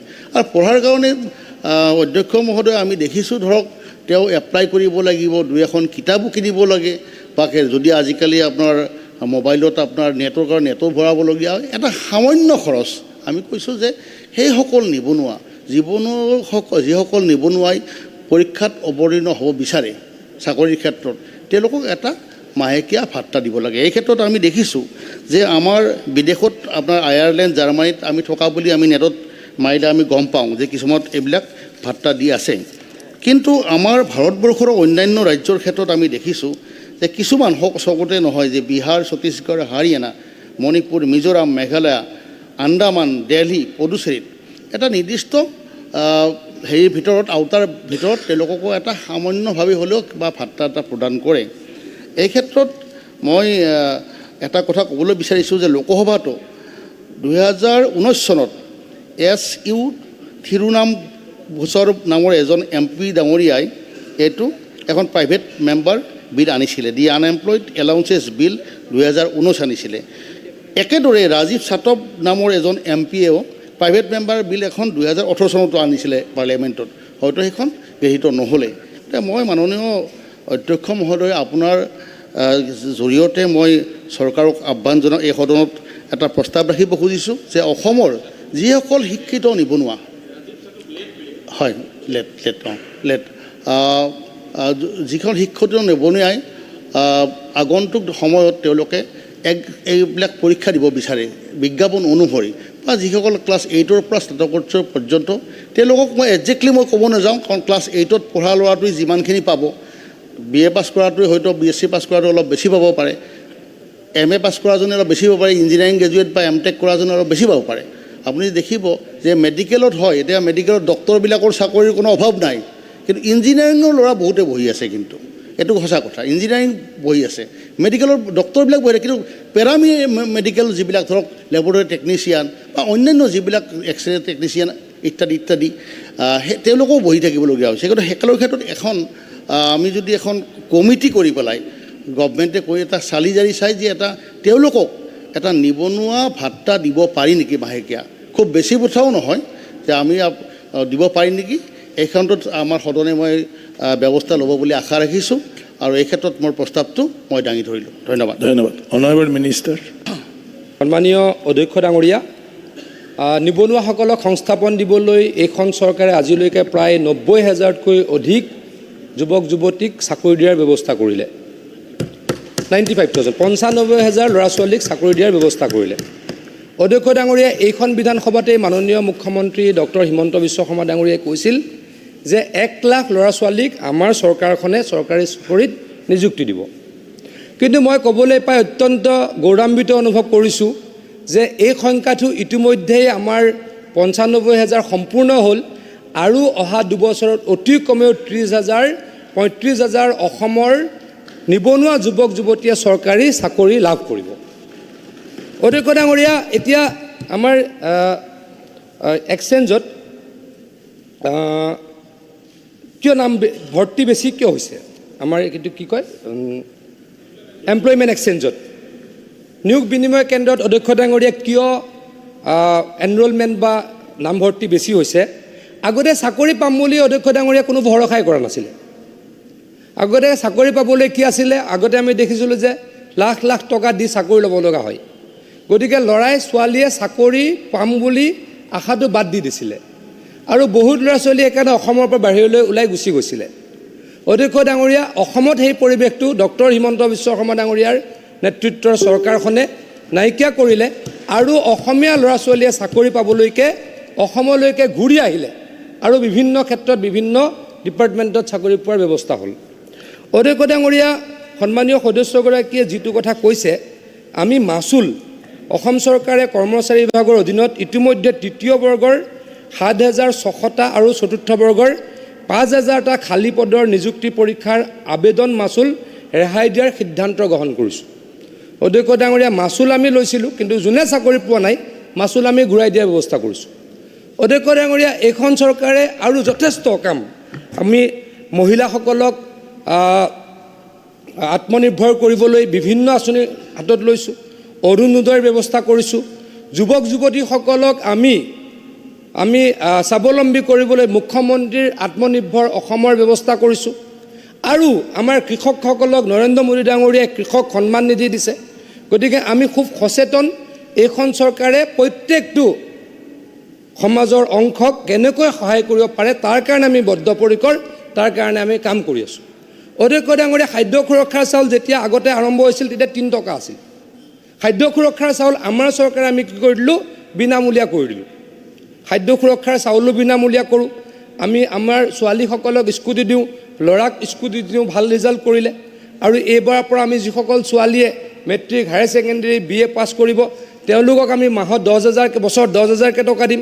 মুঠৰ ওপৰত বিভিন্ন বিভাগত বা বিভিন্ন ক্ষেত্ৰৰ যোগেদি অসমৰ নিবনুৱাসকলক, অসমৰ দুখীয়া ব্যক্তিসকলক এইখন চৰকাৰে সহায় কৰিবলৈ বিভিন্ন প্ৰচেষ্টা হাতত লৈছে। গতিকে এই মুহূৰ্তত আমি এনেকুৱা সিদ্ধান্ত লোৱা নাই নিবনুৱা ভাত্তা দিম বুলি, কিন্তু আমি বিভিন্ন প্ৰক্ৰিয়াৰে নিবনুৱাসকলক সহায় কৰিবলৈ প্ৰয়াস কৰিছোঁ। এই প্ৰয়াস সন্মানীয় অধ্যক্ষ ডাঙৰীয়া, এই প্ৰয়াস চলি থাকিব। গতিকে এই মুহূৰ্তত আমি ভাত্তা দিয়াৰ ব্যৱস্থাৰ কথা ভবা নাই, কিন্তু আত্মনিৰ্ভৰ অসমৰ যোগেদি ল'ৰা আত্মনিৰ্ভৰ হওক, ছোৱালী আত্মনিৰ্ভৰ হওক, আৰু মহিলা উদ্যমিতা আঁচনিৰ যোগেদি মহিলাসকলে আত্মসহায়ক গোটৰ টকা লাভ কৰি স্বাৱলম্বী হওক, তাৰ কাৰণেহে আমি এইখন চৰকাৰে কাম কৰিছোঁ, কাম কৰি যাম। ধন্যবাদ। আপুনি উঠাই ল'ব। নহয়, আমি আচলতে মাননীয় মন্ত্ৰী মহোদয়ৰ উত্তৰটো পালোঁ যে আছে ভাত্তা এটা বিচাৰিছিলোঁ, অন্য নাই, এটা সামান্যতম আমি অৰুণোদয় দিছে আপোনালোকে 1250 টকা, সামান্যতম ভাত্তা এটা অন্তত তেওঁলোকে কম্পিটিটিভ ছাকচেছখনে কিনিব পাৰিব বা তেওঁৰ দৰকাৰী কিতাপকেইখন কিনিব পাৰিব। সেইকাৰণে আমি এই কথাটো মাননীয় অধ্যক্ষৰ জৰিয়তে ক'বলৈ বিচাৰিছোঁ। ঠিক আছে, চৰকাৰে মই ভাবোঁ পুনৰবাৰ মই ৰিকুৱেষ্ট বিবেচনা কৰাৰ কাৰণে মই অনুৰোধ জনাইছোঁ আৰু মই মোৰ প্ৰস্তাৱটো মই উঠাই লৈছোঁ। ধন্যবাদ। ধন্যবাদ। প্ৰস্তাৱটো উঠাই ল'লে। তো এতিয়া নেক্সট দেৱব্ৰত শইকীয়া। মাননীয় অধ্যক্ষ মহোদয়, যি সময়ত কেন্দ্ৰীয় চৰকাৰে ইঞ্জিনিয়াৰিং আৰু মেডিকেলৰ পাঠ্যক্ৰমৰ মাধ্যম মাতৃভাষা কৰাৰ চিন্তা কৰিছে, সেই সময়ত অসমত গণিত আৰু বিজ্ঞানৰ পাঠ্যক্ৰম ষষ্ঠ শ্ৰেণীৰ পৰা ইংৰাজীত কৰাটো অত্যন্ত দুৰ্ভাগ্যজনক। আজি এই পবিত্ৰ অসম বিধানসভাত সৰ্বসন্মতিৰে প্ৰস্তাৱ গ্ৰহণ কৰা হওক যে যিসকলে ইংৰাজী মাধ্যমত পঢ়িব বিচাৰে তেওঁলোকক ইংৰাজীত পঢ়িবলৈ দিব লাগে, আৰু যিসকলে মাতৃভাষা মাধ্যমত পঢ়িব বিচাৰে তেওঁলোকক মাতৃভাষাত পঢ়িব দিব লাগে। মহোদয়, এই প্ৰস্তাৱটো মই আজি আলোচনাৰ বাবে অনাৰ বাবে ধন্যবাদ দিছোঁ। প্ৰকৃততে দুদিনমান আগতে আহিব বুলি আশা কৰিছিলোঁ, যিহেতু 21 ফেব্ৰুৱাৰীত আমি আন্তৰ্জাতিক মাতৃভাষা দিৱস পালন কৰিলোঁ। আমাৰ অসমীয়া মাধ্যমৰ অসমৰ স্কুলসমূহৰ আৰু অন্য দুটামান কথা লৈয়ে মই এই প্ৰসংগত দুষাৰ ক'ম। মহোদয়, আমাৰ অসমত আমি সকলোৱে এই বিধানসভাতে আলোচনা কৰি আছোঁ যে আমাৰ অসমীয়া মাধ্যমৰ স্কুলসমূহৰ যথেষ্ট অসুবিধা আছে। চৰকাৰে PMC অন্য আঁচনিৰ অধীনত কিছু পূৰণ কৰিবলৈ চেষ্টা কৰিছে, কিন্তু সেইখিনি যথেষ্ট সীমিত। যোৱাকালি বাতৰি প্ৰকাশ পাইছে, মোৰ সমষ্টিতে 2 মাহ আগত যি বৰষুণ হৈছিল তাত 60খনমান স্কুলৰ টিংপাত বেয়া হ'ল, আৰু এতিয়া বছৰেকীয়া পৰীক্ষা দি আছে সেই ফুটা টিংপাতৰ মাজেৰে। তেনেকৈ বহুত স্কুলত ডেস্ক বেঞ্চৰ অভাৱ, বহুত স্কুলত অতিৰিক্ত শ্ৰেণীকোঠাৰ অভাৱ, বহু স্কুলত PTR ৰেচিঅ'টো ভাল হৈ থকা নাই, কিছুমান স্কুলত খাদ্য বন্ধ কৰি দিয়া হৈছে ইত্যাদি বিভিন্ন সমস্যাৰে আমাৰ স্কুলসমূহ ভাৰাক্ৰান্ত হৈ আছে, অসমীয়া মাধ্যমৰ স্কুলসমূহ। আৰু এইখিনি সময়তে চৰকাৰীভাৱে কিছু পদক্ষেপ লোৱা হৈছে, যিখিনিও আমাৰ অসমৰ ৰাজ্যভাষা অসমীয়া মাধ্যমটো কিমান দিন চলিব বা আমি অসম ৰাজ্যৰ এই ভাষা কেনেকৈ আগুৱাই নিব পাৰিম সেইখিনি চিন্তা হৈছে। মহোদয়, বৰ্তমান নতুন শিক্ষানীতিৰ 4ৰ্থ বছৰ, আৰু এই শিক্ষানীতিত মাদাৰ টাংগক অৰ্থাৎ মাতৃভাষাক যথেষ্ট গুৰুত্ব দিয়া হৈছে। অসম কেবিনেটে 28 জুলাই 2023ত গণিত আৰু বিজ্ঞান ইংৰাজী মাধ্যমত কৰা হ'ব ক্লাছ 3ৰ পৰা বুলি কৈছিল, আৰু তেতিয়া এই বিধানসভাতে এটা এডজৰ্ণমেণ্ট মোচন অনা হৈছিল 13 ছেপ্টেম্বৰত। তেতিয়া চৰকাৰীভাৱে কোৱা হৈছিল যে আমি মাধ্যমটোহে ইংৰাজী কৰিছোঁ, সেই বিষয়কেইটাৰ ছাবজেক্টকেইটাৰ গোটেই কোৰ্চটো নহয়। মহোদয়, যদিও তেনেকৈ কোৱা হ'ল, এতিয়া 6ষ্ঠ শ্ৰেণীৰ পৰা বুলি কোৱা হৈছে। অসমত ব্যক্তিগত খণ্ড CBSE মাধ্যমৰ স্কুলসমূহ যথেষ্ট আছে, চৰকাৰীভাৱেও CBSE কোৰ্চত অৰ্থাৎ ইংলিছ বা হিন্দী মিডিয়ামত চৰকাৰী স্কুলৰ পৃথকতা কৰা হৈছে, পৃষ্ঠপোষকতা। 1998 চনত কানাডাৰ 2জন ব্যক্তিয়ে ইউনাইটেড নেশ্যনছৰ কফি আনানক কৈছিল 21 ফেব্ৰুৱাৰীটো আন্তৰ্জাতিক মাতৃভাষা দিৱস হিচাপে স্বীকৃতি দিব লাগে, আৰু সেই অনুসৰি 1999 চনৰ পৰা ইউনেস্কোই আন্তৰ্জাতিক মাতৃভাষা দিৱস পালন কৰি আহিছে। আমি সকলোৱে জানো যে আমাৰ ভাষা যথেষ্ট গুৰুত্বপূৰ্ণ আৰু যি ধৰ্মৰ ভিত্তিত পাকিস্তান গঠন হৈছিল আমি জানো, কিন্তু ধৰ্মই এই পাকিস্তানক একত্ৰিত কৰি ৰাখিব নোৱাৰিলে। জিন্না চাহাবে 48 চনত উৰ্দু ভাষাই পাকিস্তানৰ ৰাষ্ট্ৰভাষা হ'ব বুলি ঘোষণা কৰিছিল। 48 চনৰ 24 মাৰ্চত ঢাকা ইউনিভাৰ্চিটিত তেখেতে উৰ্দু ভাষাটোৱেই পাকিস্তানৰ একমাত্ৰ ভাষা বুলি ঘোষণা কৰিলে। তাৰ পৰৱৰ্তী সময়ত 52 চনৰ 21 ফেব্ৰুৱাৰীত ঢাকা ইউনিভাৰ্চিটিত হোৱা প্ৰতিবাদত বিভিন্ন ছাত্ৰ ছাত্ৰীয়ে প্ৰাণ হেৰুৱালে আৰু তাৰ পৰৱৰ্তী সময়ত আমি জানো কেনেকৈ বাংলাদেশ গঠন হ'ল। আমাৰ অসমেও 1836 চনৰ পৰা 1874 চনলৈ অসমত মাতৃভাষা ইয়াৰ চৰকাৰী ভাষাৰ মৰ্যাদা হেৰুৱাইছিল আৰু পৰৱৰ্তী সময়ত আমি জানো কেনেকৈ ষ্টেট ৰিকগনাইজেশ্যন এক্টৰ বাবে ৰাজ্যসমূহ ভাষাৰ ভিত্তিত গঠন কৰা হ'ল আৰু সেইখিনি সময়ত বহু বঙালী ভাষী মুছলমান লোকে চেঞ্চাছত মাতৃভাষা অসমীয়া বুলি উল্লেখ কৰাৰ বাবে যে আমাৰ সহায় হৈছিল, এয়া আমাৰ অসমৰ ইতিহাসত লিপিবদ্ধ হৈ আছে। 31 চনত অসমত চেঞ্চাছ ৰিপৰ্টত অসমীয়া ভাষীৰ সংখ্যা 31.42% আৰু 51 চনত 56.69% হৈছিল। মহোদয়, যেতিয়া প্ৰধানমন্ত্ৰী জৱাহৰলাল নেহৰু 1959 চনত গুৱাহাটীলৈ আহিছিল, অসমৰ ছাত্ৰসকলেও অসমৰ ৰাজ্যভাষা অসমীয়া হ'ব লাগে বুলি দাবী কৰিছিল। প্ৰদেশ কংগ্ৰেছৰ ফালৰ পৰা প্ৰস্তাৱ দিয়া হৈছিল আৰু 1960 চনত মুখ্যমন্ত্ৰী বিমলা শইকীয়া ডাঙৰীয়াৰ নেতৃত্বত অসমীয়া ৰাজ্যভাষা বুলি ঘোষণা কৰা হৈছিল। আন্দোলনো হৈছিল তেনেকৈ। এতিয়া যেনেকৈ এক দেশ এক ভাষা বৰ্তমানে কৰিবলৈ চেষ্টা কৰা হয়, যিহেতু ইয়াৰ ফলত কিছুমান ৰাজ্যত হিন্দী জাপি দিয়াৰ বাবে যেনেকুৱা এটা পৰিৱেশ সৃষ্টি হৈছে, আমি তেনেকুৱা ভুল পাকিস্তানত হোৱা নিচিনা যাতে নকৰোঁ সেইটো চাব লাগিব আৰু সেই গতিকে মাতৃভাষাৰ বিদ্যালয়সমূহ মাতৃভাষাত যাতে আমি সকলোখিনি কৰিব পাৰোঁ, তাৰ বাবে এই চৰকাৰৰ পৰা মই যথেষ্টখিনি আশা কৰোঁ আৰু মই আশা কৰোঁ যে চৰকাৰে এই ক্ষেত্ৰত মনোনিৱেশ কৰিব। মোদী ডাঙৰীয়াই অসমলৈ বিধানসভা নিৰ্বাচনৰ পূৰ্বে ফেব্ৰুৱাৰী 2021 চনত আহি অসমতো টেকনিকেল আৰু মেডিকেল এডুকেশ্যন অসমীয়া মাধ্যমত পঢ়িব পৰা হ'ব বুলি কৈছিল। এই ক্ষেত্ৰত চৰকাৰে যোৱা সময়ছোৱাত কি পদক্ষেপ লৈছে আমি জানিব পৰা নাই। নিউ এডুকেশ্যন পলিচি 2020 চনত গ্ৰহণ হোৱাৰ পিছত নতুন দিল্লীত প্ৰধানমন্ত্ৰী মোদী ডাঙৰীয়াই কৈছিল যে ৰাষ্ট্ৰীয় শিক্ষা নীতি 2020ৰ অধীনত শিক্ষাত মাতৃভাষাৰ ব্যৱহাৰে ভাৰতৰ ছাত্ৰ ছাত্ৰীসকলৰ বাবে এক নতুন ন্যায়ৰ যুগৰ সূচনা কৰিব আৰু ইয়াক সামাজিক দিশত এক অতি উল্লেখযোগ্য পদক্ষেপ বুলি তেখেতে ঘোষণা কৰিছিল। যিকোনো ছাত্ৰ ছাত্ৰীৰ প্ৰতি সৰ্বাধিক অন্যায় হৈছে তেওঁলোকৰ সামৰ্থ্যৰ পৰিৱৰ্তে তেওঁলোকৰ ভাষাৰ ওপৰত ভিত্তি কৰি বিচৰাটো বুলি জোৰ দি প্ৰধানমন্ত্ৰীয়ে কৈছিল, মাতৃভাষাত শিক্ষাই ভাৰতৰ ছাত্ৰ ছাত্ৰীৰ বাবে এক নতুন ৰূপৰ ন্যায়ৰ সূচনা কৰিছে। ইয়াৰ দিশত এটা অতি উল্লেখযোগ্য পদক্ষেপ। বিশ্বৰ বহুতো ৰাষ্ট্ৰই নিজৰ স্থানীয় ভাষাৰ বাবে বহু উচ্চ খাপলৈ আগবাঢ়ি যোৱা বুলি আঙুলিয়াই দি তেওঁ কৈছিল যে বেছিভাগ দেশেই নিজৰ মাতৃভাষাৰ ব্যৱহাৰ কৰে। যদিও ভাৰতত প্ৰতিষ্ঠিত ভাষাৰ শৃংখল আছে, সেইবোৰ পিছপৰাৰ চিন হিচাপে উপস্থাপন কৰা হৈছিল আৰু ইংৰাজী ক'ব নোৱাৰাসকলক অৱহেলিত কৰা হৈছিল আৰু তেওঁলোকৰ প্ৰতিভাক স্বীকৃতি হোৱা নাছিল।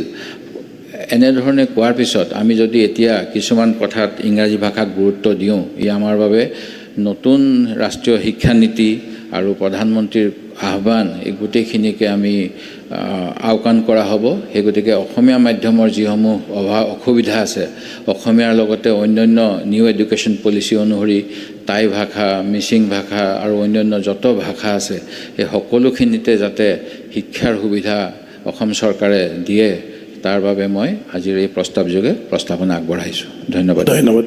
Honourable minister. মাননীয় অধ্যক্ষ মহোদয়, মই বহু মঞ্চত বিধানসভাতো এই কথা কৈ আহিছোঁ। মাতৃভাষাক লৈতো আমাৰ কোনো বিতৰ্ক নাই, বৰঞ্চ এইখন চৰকাৰৰ দিনত যিবিলাক সৰু সৰু জনগোষ্ঠীৰ মাতৃভাষা উপেক্ষিত হৈ আছিল, সেই মাতৃভাষাসমূহতো শিক্ষাদানৰ কাৰণে আমি NEPৰ অধীনত পদক্ষেপ গ্ৰহণ কৰিছোঁ। অসমৰ ইতিহাস যদি চোৱা যায় অধ্যক্ষ মহোদয়, বড়োসকলে এদিন আন্দোলন কৰিব লগা হৈছিল, মাতৃভাষাৰ কাৰণে 18জনকৈ শ্বহীদ হ'ল। 71-72 চনত অসমত ভাষা আন্দোলন হৈছিল মাতৃভাষাৰ কাৰণে। কিন্তু আজি ৰাষ্ট্ৰীয় শিক্ষানীতিৰ অধীনত য'ত য'ত মানুহে বিচাৰিছে সকলোতে আমি মাতৃভাষাক প্ৰাধান্য দি আমাৰ শিক্ষাক আমি আগুৱাই লৈ গৈছোঁ। অপপ্ৰচাৰ এটা চলোৱা হয় যে মাতৃভাষাৰ মাধ্যমৰ শিক্ষানুষ্ঠান চৰকাৰে বন্ধ কৰিব বিচাৰিছে। চৰকাৰে ক'তো মাতৃভাষা মাধ্যমৰ শিক্ষানুষ্ঠান বন্ধ কৰা নাই, বৰঞ্চ নতুন নতুন মাতৃভাষা মাধ্যমৰ বিদ্যালয় এখন চৰকাৰে খুলিছে। যোৱা বছৰত আমি 118খন চাহ বাগিচা আদৰ্শ বিদ্যালয় মাতৃভাষা অসমীয়া মাধ্যমৰ বিদ্যালয় আমি নতুনকৈ প্ৰতিষ্ঠা কৰিছোঁ।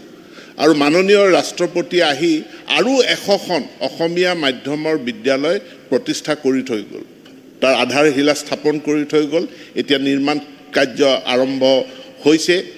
গতিকে 200ৰো অধিক নতুন বিদ্যালয় আমাৰ চৰকাৰখনে প্ৰতিষ্ঠা কৰিলে। চৰকাৰখনে মাতৃভাষা মাধ্যমৰ প্ৰায় 450খন বিদ্যালয়, প্ৰতিখন বিদ্যালয়ত 7 কোটি টকাকৈ ব্যয় কৰি নৱনিৰ্মাণ কৰাৰ কাৰণে চৰকাৰখনে পদক্ষেপ গ্ৰহণ কৰিছে। 1 তাৰিখৰ পৰা আধাৰশিলা স্থাপনৰ এক বৃহৎ অভিযান আৰম্ভ হ'ব।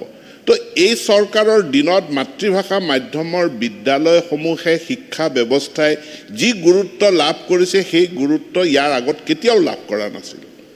কিন্তু প্ৰশ্নটো হ'ল যে মাতৃভাষা মাধ্যমৰ লগতে আমিতো নীতিটো এনেকুৱা গ্ৰহণ কৰা নাই যে অকল এটা ভাষাতে আমাৰ গোটেই শিক্ষা ব্যৱস্থাটো হ'ব। ভাৰতবৰ্ষ এখন মাল্টিলিংগুৱেল দেশ, বহুভাষিক ৰাষ্ট্ৰ।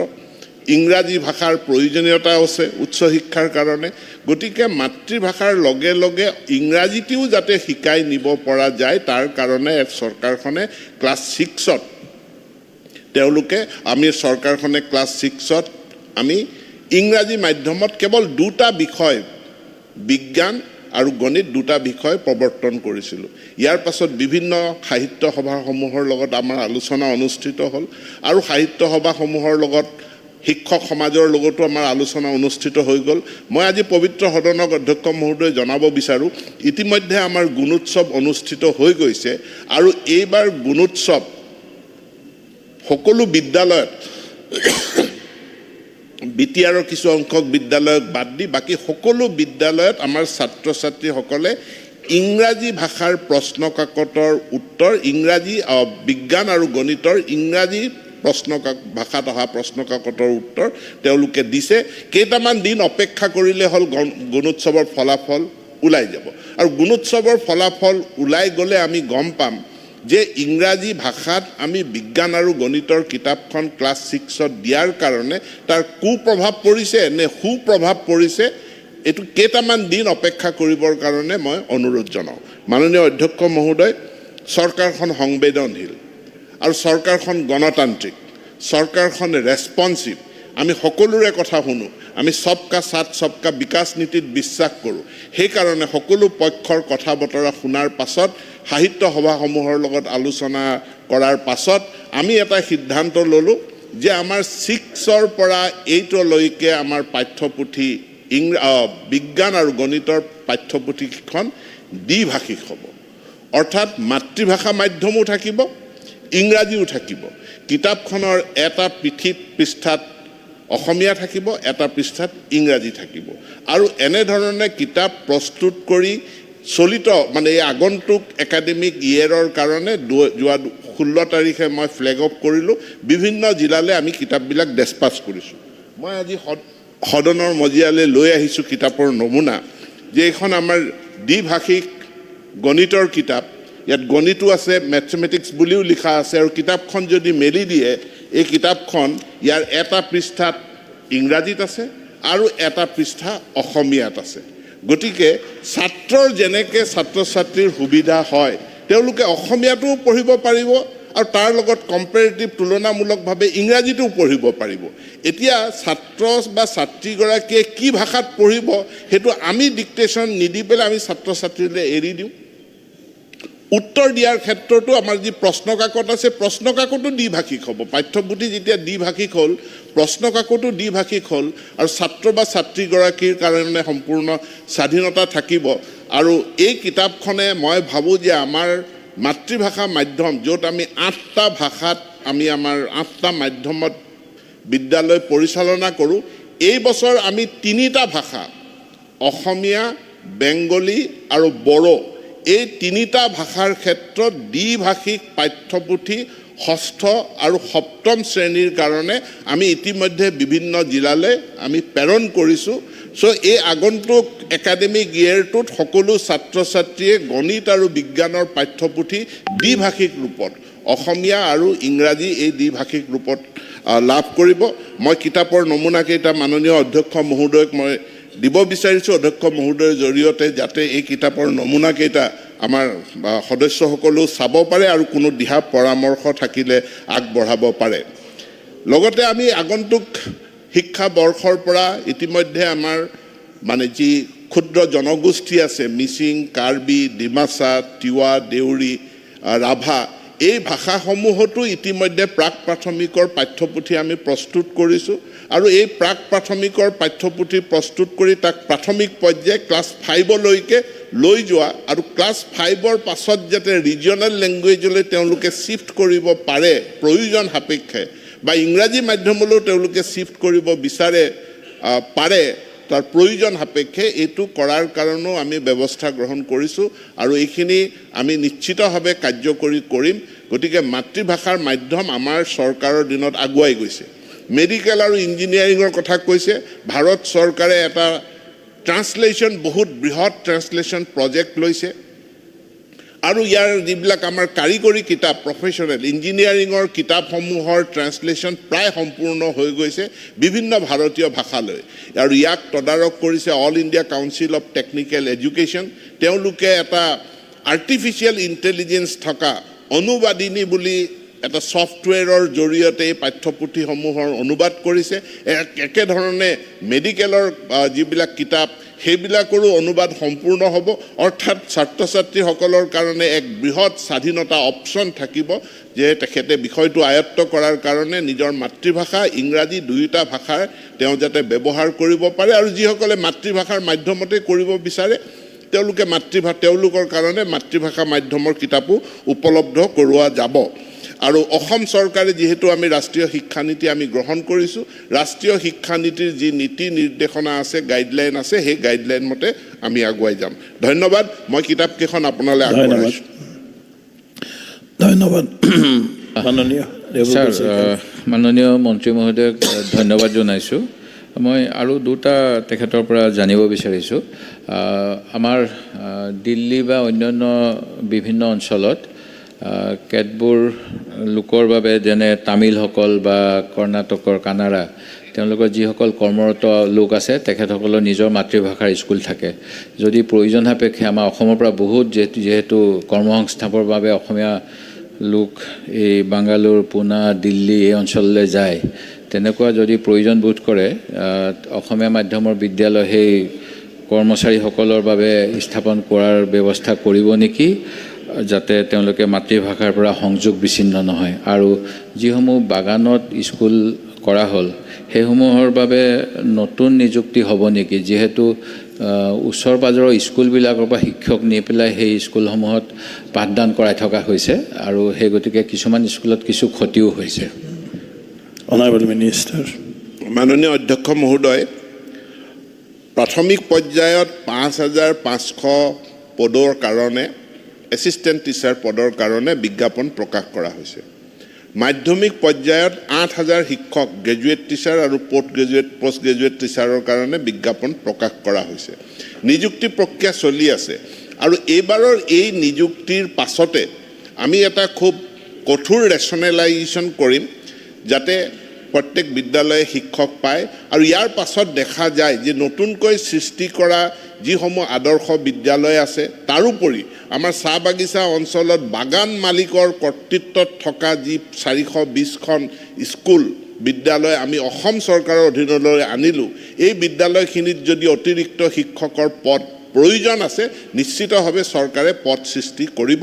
আৰু কিন্তু আগতে আমি এটা পৰ্যালোচনা কৰি ল'ব বিচাৰিছোঁ যে এই 13,000 নিযুক্তিৰ পাছত আমি ৰেচনেলাইজেশ্যন কঠোৰভাৱে কৰিম আৰু সেই ৰেচনেলাইজেশ্যনৰ পাছত যদি প্ৰয়োজনীয়তা দেখা দিয়ে পদ সৃষ্টি কৰাৰ চৰকাৰখনে নিশ্চিতভাৱে পদ সৃষ্টি কৰিব। অসমৰ বাহিৰত অসমীয়া মাধ্যমৰ বিদ্যালয় খোলাৰ ক্ষেত্ৰত নিশ্চিতভাৱে ক'ৰবাত যদি এনেকুৱা দাবী আহে আৰু ছাষ্টেইনেবল নাম্বাৰ অফ ষ্টুডেণ্টছ যদি এভেইলেবল হয়, বহনক্ষম 2জন ছাত্ৰৰ কাৰণে আমি বিদ্যালয় খুলিব নোৱাৰিম, বহনক্ষম সংখ্যক ছাত্ৰ ছাত্ৰী লাভ কৰিলে আমি নিশ্চিতভাৱে এই কথা বিবেচনা কৰিম। ধন্যবাদ। ধন্যবাদ। অনাৰেবল হ'ব, মই প্ৰস্তাৱটো প্ৰত্যাহাৰ কৰিছোঁ।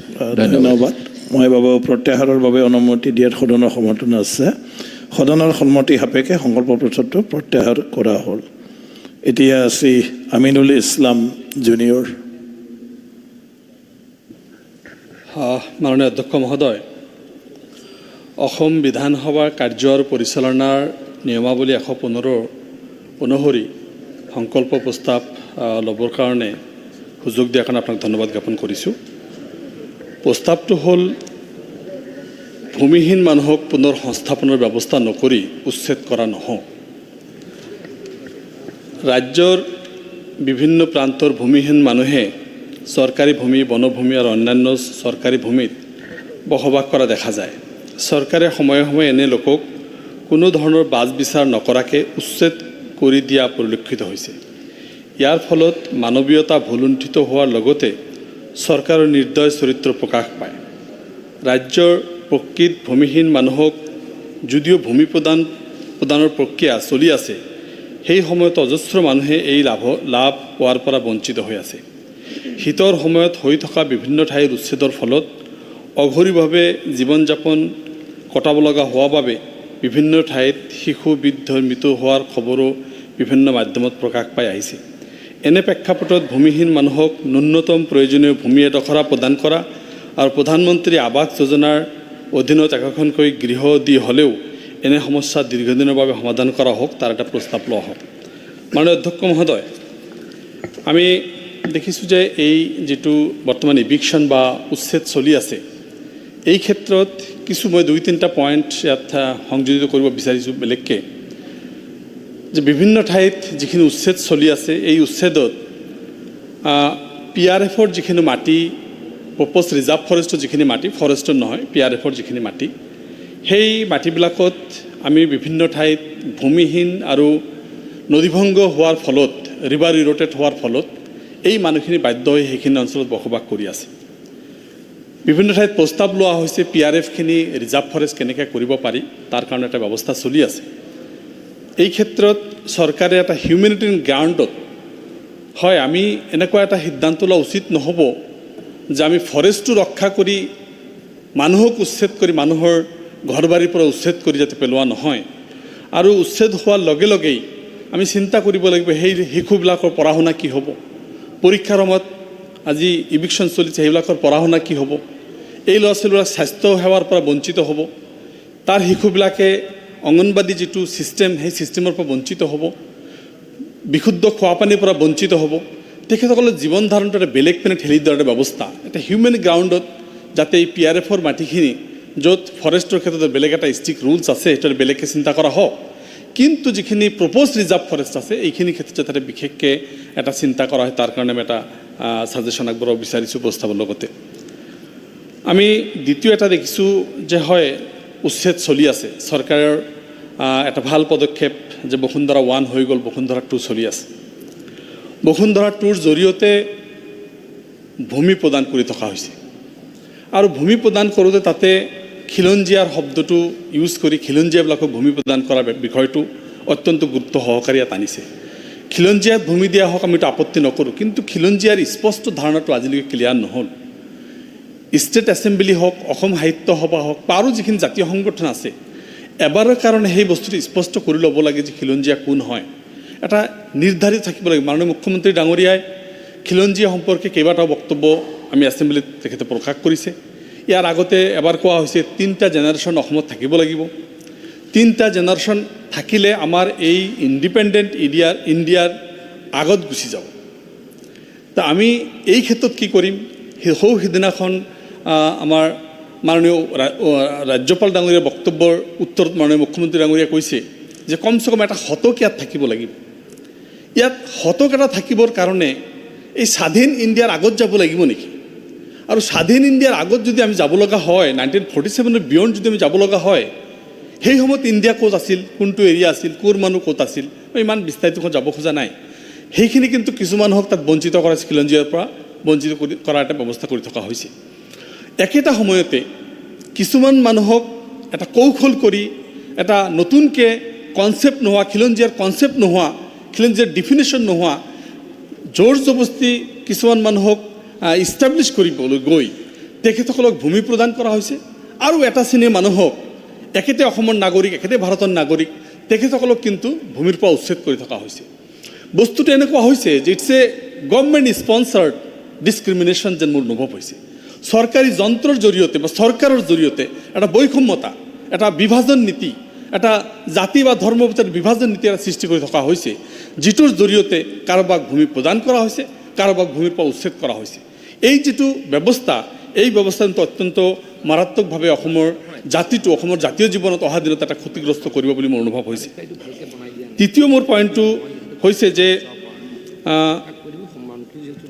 আমি দেখিছোঁ যে চৰাঞ্চল সম্পৰ্কে মাননীয় মুখ্যমন্ত্ৰী ডাঙৰীয়াই আৰু কিছু বক্তব্য দিছে যে চৰাঞ্চলৰ মাটিও তেখেতে বসুন্ধৰা 3 বা 4ৰ জৰিয়তে তেখেতসকলে জৰীপ কৰিব। চৰাঞ্চলৰ বিভিন্ন অঞ্চল বা পৰ্বতীয়া বহুত অঞ্চল এতিয়ালৈকে ছাৰ্ভে কৰা হোৱা নাই। এই ঠাইখিনি ছাৰ্ভে ভালকৈ হ'ব লাগে। ক্ৰেডেঞ্চিয়েল মানে যিখিনি নন ক্ৰেডিষ্টেল ভিলেজ আছে, বহু ঠাইত এতিয়ালৈকে ছাৰ্ভে হোৱা নাই, সেইবিলাকৰ ছাৰ্ভে প্ৰপাৰ হ'ব লাগে। আৰু ছাৰ্ভে কৰি ভূমি প্ৰদান কৰা যিহেতু ব্যৱস্থা তেখেতসকলে মাননীয় মুখ্যমন্ত্ৰী ডাঙৰীয়াই এই পবিত্ৰ সদনত কৈছে যে আমি 7 বিঘাকৈ মাটি চৰৰ মানুহক প্ৰদান কৰিম, আৰু যিবিলাকে 50 বিঘা, 60 বিঘা, 100 বিঘাকৈ মাটি দখল কৰি তেখেতৰ পৰা এইবিলাক লৈ লোৱা হ'ব। আমি এটা কথা আমি স্পষ্ট দেখিছোঁ যে চৰকাৰৰ এনে কিছুমান নীতি হৈ আছে যে ফৰেষ্টৰ কাৰণে, গছ গছনিৰ কাৰণে, জীৱ জন্তুকুলৰ কাৰণে ফৰেষ্ট বচাই ৰাখিব লাগে, কিন্তু মানৱকুলটো ধ্বংস কৰিব নালাগে। মানুহক উচ্ছেদ কৰি মৃত্যুৰ গৰালৈকে ঠেলি দিয়াৰ বিভিন্ন প্ৰচাৰ মাধ্যমত আহি আছে, সেইটোতো কৰিব নালাগে। আমি চৰকাৰখন ইমান নিৰ্দয়, ইমান অমানৱিক হ'ব নালাগে। আৰু এই যিখিনি ভূমিৰ পৰা তেখেতসকলৰ ভূমি প্ৰদান কৰা হ'ব বুলি কৈছে, এই ক্ষেত্ৰত মই এটা কথা সংযোজন কৰিব বিচাৰিছোঁ। হয়, যিখিনি বহুত লেণ্ড পৰি থাকিব, ফৰেষ্টৰ মাটি, এতিয়া চৰৰ মাটিবিলাকক ফৰেষ্টে দিছে, বুঢ়া চাপৰি মাটি ফৰেষ্টক দিছে। এই কথাটো আমি জনাব বিচাৰোঁ যে ফৰেষ্ট ৰক্ষাৰ কাৰণে চৰটো ৰাখিব লাগে। আমি জানো যে ষ্টেট ইকনমিৰ এটা মেজৰ সংখ্যক আমাৰ এই এগ্ৰিকালচাৰ ফালৰ পৰা, এগ্ৰিকালচাৰ ডিপাৰ্টমেণ্টৰ যিখিনি উৎপাদন, এটা মানে 30% আমাৰ ইয়াত সহযোগ কৰি আছে। 69% মানুহে যিটো এগ্ৰিকালচাৰত জড়িত, সেইখিনি মানুহে 25-ৰ পৰা 30% যিটো ষ্টেট GDPৰ শ্বেয়াৰ দি আছে। চৰৰ মানুহখিনিক যদি এক মিনিট এখলে অলপ আছে, চৰৰ মানুহখিনিক যদি সেই ভূমিবিলাক যদি অস্থায়ী বন্দোবস্তি, টেম্পৰাৰী ছেটেলমেণ্ট দি তেখেতসকলে যদি খেতি কৰা হয়, আৰু সেইবিলাক মাটিৰ পৰা যাতে ৰেভিনিউ ষ্টেটে ফিক্স কৰি দিয়ে, মই ক'ব বিচাৰোঁ চৰৰ সমস্যাটো সমাধান হ'ব। চৰৰ মাটিৰ সেইখিনি ৰেভিনিউ যিটো ল'ব, যিয়ে খেতি কৰিব তাৰ ৰেভিনিউ দিব লাগিব, ষ্টেট ৰেভিনিউটো যথেষ্ট টনকিয়াল হ'ব। সেইকাৰণে এই গোটেইখিনি বিষয় অত্যন্ত গুৰুত্ব সহকাৰে চিন্তা চৰ্চা কৰি চৰৰ মাটি বন্দোবস্তি, অস্থায়ী বন্দোবস্তি, ৰেভিনিউ কালেক্ট কৰা হওক। আৰু এই বসুন্ধৰা 2ৰ জৰিয়তে যিটো কৰা হৈছে, গভৰ্ণমেণ্ট স্পনচাৰ ডিছক্ৰিপশ্যন চলি আছে, এইটো বন্ধ হৈ সকলোৰে কাৰণে কৰক। আমি কিছুমানক খিলঞ্জীয়াৰ নামত দিছে, আমি বেয়া পাই থকা নাই, কিন্তু যিসকল বঞ্চিত হৈছে তেখেতসকলে হওক, আৰু এই PRFৰ মাটিৰ ক্ষেত্ৰত চিন্তা কৰা হওক। এইখিনি কৈ আৰু আজিৰ যিটো আমি প্ৰস্তাৱ আনিছোঁ, চৰকাৰে এই প্ৰস্তাৱটো গ্ৰহণ কৰক, আজিৰ সদনে এই প্ৰস্তাৱটো গ্ৰহণ কৰক বুলি আশা ৰাখি মই বক্তব্য সামৰণি মাৰিছোঁ। ছাৰ এক মিনিট এটা কথা সংযোজন কৰিম। মাননীয় অধ্যক্ষ ডাঙৰীয়া, সন্মানীয় বিধায়ক আমিনুল ইছলাম ডাঙৰীয়াই যি সংকল্প প্ৰস্তাৱ আনিছে তাক সমৰ্থন জনাই চমুকৈ অলপ ক'ব বিচাৰিছোঁ। প্ৰধানমন্ত্ৰী আৱাস যোজনাৰ ঘৰ ৰাজ্যৰ দৰিদ্ৰ সীমাৰেখাৰ তলত বসবাস কৰা প্ৰতিটো পৰিয়াললৈ দিয়াৰ কাৰণে ইতিমধ্যে ব্যৱস্থা কৰিছে। আমাৰ অসমত এনে বহু দৰিদ্ৰ পৰিয়াল আছে যিসকলে প্ৰধানমন্ত্ৰী আৱাস যোজনাৰ ঘৰ লাভ কৰিছে, তালিকাত তেওঁলোকৰ নাম আছে। কিন্তু আজি পৰ্যন্ত অসমত এনেকুৱা বহু পৰিয়াল আছে যিসকলে তালিকাত নাম থকাৰ পিছতো প্ৰধানমন্ত্ৰী আৱাস যোজনাৰ ঘৰৰ ধন লাভ কৰা নাই। তাৰ কাৰণ হৈছে মাটিৰ সমস্যা। বহু পৰিয়ালৰ ভূমি নাই, বহু পৰিয়াল ভূমি আছে, কিন্তু সেই ভূমিসমূহ একচনীয়া মাটি, PGR, BGR যাৰ কাৰণে তেওঁলোকক বিভাগে ঘৰটো দিব পৰা নাই। গতিকে আপোনাৰ জৰিয়তে মাননীয় মন্ত্ৰী ডাঙৰীয়াৰ প্ৰতি আহ্বান জনাম যে প্ৰধানমন্ত্ৰী আৱাস যোজনাৰ ঘৰ যিসকলে লাভ কৰিছে বা যিসকলে লাভ কৰা নাই, যিসকলৰ ভূমি সংক্ৰান্তীয় অলপমান অসুবিধা আছে, এই ক্ষেত্ৰত বিভাগে অলপ নৰম স্থিতি লৈ তেওঁলোকে যাতে নিজে থাকিবলৈ এখন ঘৰ লাভ কৰে তাৰ কাৰণে সুবিধা কৰি দিব। অধ্যক্ষ ডাঙৰীয়া, আপোনাৰ জৰিয়তে কেৱল উদাহৰণস্বৰূপে মই ক'ব বিচাৰিছোঁ, মই প্ৰতিনিধিত্ব কৰা সৰুক্ষেত্ৰী সমষ্টিৰ মধ্যপাকা গাঁও পঞ্চায়তৰ লগতে আন পঞ্চায়ততো বহু প্ৰধানমন্ত্ৰী আৱাস যোজনাৰ ঘৰ লাভ কৰি তেওঁলোকে পঞ্চায়তৰ পৰা বিডিঅ'ৰ কাৰ্যালয়লৈ, বিডিঅ'ৰ পৰা চিঅ'লৈ, চিঅ'ৰ পৰা PNRD ডিপাৰ্টমেণ্টলৈ, তাৰপিছত ৰেভিনিউ ডিপাৰ্টমেণ্টলৈ এটাৰ পিছত এটা ৰিপৰ্ট দাখিল কৰাৰ পিছতো তেওঁলোকে ঘৰসমূহ লাভ কৰা নাই। আৰু এনে এটা পৰ্যায় আহিছে যে এতিয়া তেওঁলোকে ঘৰসমূহ লাভ নকৰিব, সেই ঘৰৰ যিসমূহ ধন সেই ধনসমূহ ঘূৰি যাব। গতিকে এই বিষয়ে মাননীয় মন্ত্ৰী ডাঙৰীয়াই বিবেচনা কৰি বিভাগসমূহক যাতে নিৰ্দেশ দিয়ে। গতিকে এই কথাখিনিকে কৈ মোৰ বক্তব্য সামৰিছোঁ। স্যাৰ হ'ব মন্ত্ৰী ডাঙৰীয়া অলপ আৰু 2 মিনিট স্যাৰ। 1 মিনিট। মাননীয় অধ্যক্ষ মহোদয়, মই মাননীয় সদস্য আমিনুল ইছলাম ডাঙৰীয়া যি প্ৰস্তাৱ ইয়াৰ সমৰ্থন কৰি দুআষাৰ ক'ব বিচাৰিছোঁ। ভূমিহীন মানুহক পুনৰ সংস্থাপনৰ ব্যৱস্থা নকৰি উচ্ছেদ কৰা নহওক, এইটো তেখেতৰ প্ৰস্তাৱ আছিল। মাননীয় অধ্যক্ষ মহোদয়, আমি লক্ষ্য কৰিছোঁ যে আজি কিছুমান এৰিয়াত PRF কৰা হৈ আছে নতুনকৈ, প্ৰপ'জ ফৰেষ্ট। গোৱালপাৰা পশ্চিম সমষ্টিৰ চাৰিওফালে মেদি মাটি, গোটেই মেদি মাটি 100 বছৰৰ পৰা বসতি তাতে। আপোনাৰ এই আমবাৰীৰ আশে পাশে, কাৰাইখোৱা এইখিনি এলেকাৰ আশে পাশে এতিয়া যোৱা এবছৰ 2 বছৰৰ পৰা কিছু ভিতৰি এই অঞ্চলবিলাক অলপ গভৰ্ণমেণ্ট লেণ্ড আছিল, তাতে প্ৰস্তাৱ দি থকা হৈছে PRFৰ কাৰণে। কিন্তু এই মানুহখিনি ঠিক এনেকুৱা ধৰণৰ নগাঁও জিলাতো বা বিভিন্ন জিলাত নতুনকৈ প্ৰস্তাৱ দি PRF কৰা হৈ আছে, প্ৰপ'জ ৰিজাৰ্ভ ফৰেষ্ট। ফৰেষ্ট আমাক লাগে, পাথাৰকান্দিৰ কথাও কৈছে, বৰাক ব্ৰহ্মপুত্ৰ বিভিন্ন জেগাত আমি লক্ষ্য কৰিছোঁ এইবিলাক অৰিজিনেলি গভৰ্ণমেণ্ট লেণ্ড, খাছ লেণ্ড। আৰু ভূমিহীন মানুহ খাছ লেণ্ডত থাকিবই। মাননীয় অধ্যক্ষ মহোদয়, আমাৰ অসমত যিটো গৰাখহনীয়াৰ সমস্যা, লাখ লাখ মানুহৰ ঘৰ নদীত যা গৈছে। আৰু অসমৰ পপুলেশ্যনৰ যদি আপুনি কয়, আমি এতিয়া লক্ষ্য কৰিছোঁ এতিয়াই মাটি দি থকা হৈছে, গোটেইখিনি যদি হিচাপ কৰা যায় এনেকুৱা হ'ব 1/3 মানুহৰ হাতত লেণ্ড নাই। তেখেতসকলে মাটিৰ ওপৰত থাকে কিন্তু তেখেতসকলৰ নামত কোনো ৰেকৰ্ড নাই। যেতিয়া মাটি নাই, ভূমিহীন মানুহ আছে, এইটো মাননীয় মুখ্যমন্ত্ৰী চৰকাৰেও স্বীকাৰ কৰিছে, আমিও দেখিছোঁ বাস্তৱ কথা। সেই মানুহখিনি যেতিয়া যাৰ ওচৰত মাটি নাই, আশাকত চাং পাতি থাকিব নোৱাৰে, নেচাৰেলি গৈ মাটিত বসতি স্থাপন কৰে। শ বছৰ আগত তেখেতসকলে বসতি স্থাপন কৰিছে। এতিয়া নতুনকৈ যে PRF বনাই আছে, বনাই কালি আকৌ যেতিয়া এইটো গ্ৰহণ হ'ব তেতিয়া উচ্ছেদ কৰিব। আৰু এই 100 বছৰৰ পৰা 50-70 বছৰৰ পৰা মানুহখিনি তাতে আছে, যাবলৈ কোনো ঠাই নাই। গতিকে এইসকল যিহেতু ভূমিহীন হয়, যদি চৰকাৰক সঁচাকৈ লাগে ফৰেষ্ট যদি বঢ়াব লাগে, আচলটো কথা হ'ল আমাৰ যিখিনি ফৰেষ্ট আছে এইখিনিক আমি ছেভ কৰা। আজি ফৰেষ্টৰ ভিতৰত যদি সোমাই যায়, আপুনি চাব মাননীয় অধ্যক্ষ মহোদয়, আপুনি যি অঞ্চলত থাকে যথেষ্ট ফৰেষ্ট লেণ্ড, কিন্তু আমাৰ ভিতৰৰ ফৰেষ্টৰ অৱস্থাবিলাক ভাল নহয়। পাহাৰ কাটি তহিলং কৰি আছোঁ আমি, গছ কাটি তহিলং হৈ আছে। সেই ফৰেষ্টখিনি ৰাখিলেও কিন্তু যথেষ্ট। সেই নকৰি নতুনকৈ বঢ়াবৰ প্ৰয়োজন যদি হয়, তথাপিও আমি বিৰোধ কৰা নাই। কিন্তু এই মানুহসকলক সংস্থাপনৰ ব্যৱস্থা কৰি তেখেতসকলক মাটি দি, যিহেতু তেখেতসকলে এই দেশৰ বোনাফাইড নাগৰিক, তাৰ পিছত যদি আমি মাটি লওঁ কাৰো আপত্তি নাথাকিব। কিন্তু ৰাতাৰাতিৰ ভিতৰত প্ৰপ'জ কৰি ফৰেষ্ট ডিক্লেয়াৰ কৰি তাৰপিছত ঘৰ বাৰী ভাঙি দি এই দুখীয়া মানুহবিলাকক উচ্ছেদ কৰি ৰাস্তাৰ ভিখাৰী বনাই দিয়া, মাননীয় অধ্যক্ষ মহোদয়, এইটো মানৱীয় কাম নহয়। আজি পৰীক্ষা চলি আছে, গোৱালপাৰাত কিছুদিন আগত উচ্ছেদ হৈছিল, মেট্ৰিক পৰীক্ষা চলি আছে, হায়াৰ ছেকেণ্ডাৰী পৰীক্ষা চলি আছে। সেই ল'ৰা ছোৱালী, এই ঘৰ ভাঙি দিয়া মানুহৰ বহুতৰ ল'ৰা ছোৱালী কিন্তু আজি তেখেতসকলে ৰাস্তাৰ পৰা গৈ পৰীক্ষা দি আছে, মাননীয় অধ্যক্ষ মহোদয়। গতিকে এই কথা বাৰ্তাবিলাকো এটা কল্যাণকামী চৰকাৰৰ কাৰণে চিন্তা কৰা অপৰিহাৰ্য কৰ্তব্য। গতিকে যিসকল লেণ্ডলেছ আছে, খিলেঞ্জীয়া অখিলেঞ্জীয়া বুলি নহয়, ভাৰতীয় প্ৰত্যেকজন নাগৰিক, প্ৰত্যেকজন অসমীয়া যিসকলৰ ভোটাৰ লিষ্টত নাম আছে, যিসকলৰ ভোট শাসক বা বিৰোধী পক্ষ, সেইসকলৰ ভোট লোৱাত কোনো আপত্তি নাই। সেইসকল ব্যক্তি ভূমিহীন যদি আছে, জৰীপ কৰি একফালৰ পৰা মাননীয় অধ্যক্ষ মহোদয় তেখেতসকলক মাটিৰ দি ব্যৱস্থা কৰি তাৰপিছত আমি ফৰেষ্টৰ বঢ়াব লাগে, বঢ়াওঁ। চৰকাৰৰ প্ৰয়োজন পৰে, আমাৰ বিভিন্ন অনুষ্ঠান প্ৰতিষ্ঠানৰ কাৰণে আমি চৰকাৰী মাটি ল'লে কাৰো আপত্তি নাথাকিব। কিন্তু সেই চব নকৰি যেতিয়া এই দুখীয়া মানুহখিনি, ভূমিহীন মানুহ, তেখেতসকলক যেতিয়া তেখেতসকলৰ ঘৰ বাৰী ভাঙি উচ্ছেদ কৰি তেখেতসকলক ৰাস্তাৰ ভিখাৰী বনাই মাটিখিনি লোৱা হয়, আৰু পিছত কোৱা হয় যে আমি সংস্থাপনৰ ব্যৱস্থা কৰিম।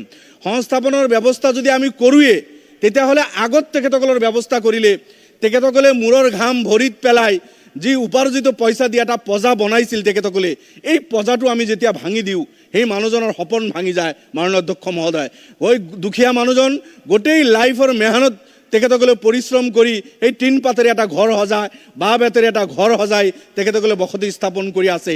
সেই ঘৰটো যেতিয়া আমি ভাঙি দিওঁ, আচবাব পত্ৰ আমি যেতিয়া তেখেতসকলৰ নষ্ট কৰোঁ, তেখেতসকলে নিজে হাতে ৰোপণ কৰা বৃক্ষবিলাক যেতিয়া আমি কাটি দিওঁ আৰু ৰাতাৰাতিৰ ভিতৰত ৰাস্তাৰ ভিকাৰী বনাই দিওঁ, মাননীয় অধ্যক্ষ মহোদয়, মই ভাবোঁ ইয়াতকৈ ডাঙৰ অমানৱীয় কাম আৰু হ'ব নোৱাৰে।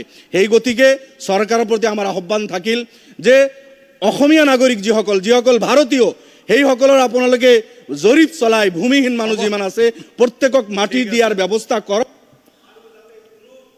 ঠিক আছে, কমিউনিটিৰ মানুহ বৈষম্য শিকাৰ নহয়, এইখিনি কৰাৰ কাৰণে আমি অনুৰোধ ৰাখিছোঁ মাননীয় অধ্যক্ষ মহোদয়।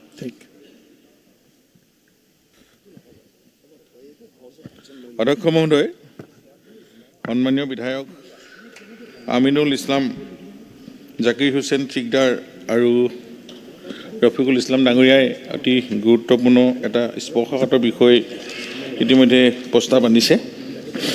আৰু মই পোনছাতে ক'ব বিচাৰোঁ যে আমাৰ এই ভূমিহীনক, প্ৰকৃত ভূমিহীনক মাটি দিয়াৰ উদ্দেশ্যে আমি বসুন্ধৰা আনিছোঁ। আৰু ফাৰ্ষ্ট ফেজত যেনেকৈ আমি ৰেকৰ্ড পিউৰিফিকেশ্যন, ছেকেণ্ড 2.0ত আমি যেনেধৰণে আমি খিলঞ্জীয়া মানুহক ভূমি পট্টা প্ৰদান কৰা, আৰু পৰৱৰ্তী সময়ত আমি তেনেধৰণে 3.0 পৰ্যায়ক্ৰমে আমি আৰম্ভ কৰি গৈ থাকিম। কিন্তু এটা কথা আমি সদনত জনাবলৈ পাই মই অতিশয় আনন্দিত হৈছোঁ যে মাটি প্ৰকৃতিৰ এক সম্পদ, ই সীমিত, আৰু এই সীমিত মাটিখিনিক আমি সদব্যৱহাৰ কৰিব লাগিব আজি তাৰিখত। আৰু আমাৰ যি অধিসূচিত জলাশয়, আমাৰ যি নটিফাইড জলাশয় হওক, জলভাগ হওক, পাহাৰ, বনভূমি, পৰিৱেশীয় সংবেদনশীল অঞ্চল, ভূমিস্খলনৰ প্ৰৱণতা থকা, গৰাখহনীয়া থকা এই অঞ্চলসমূহত ভূমি আমি বন্দোবস্তি আৰু পতন দিয়াটো নহয়।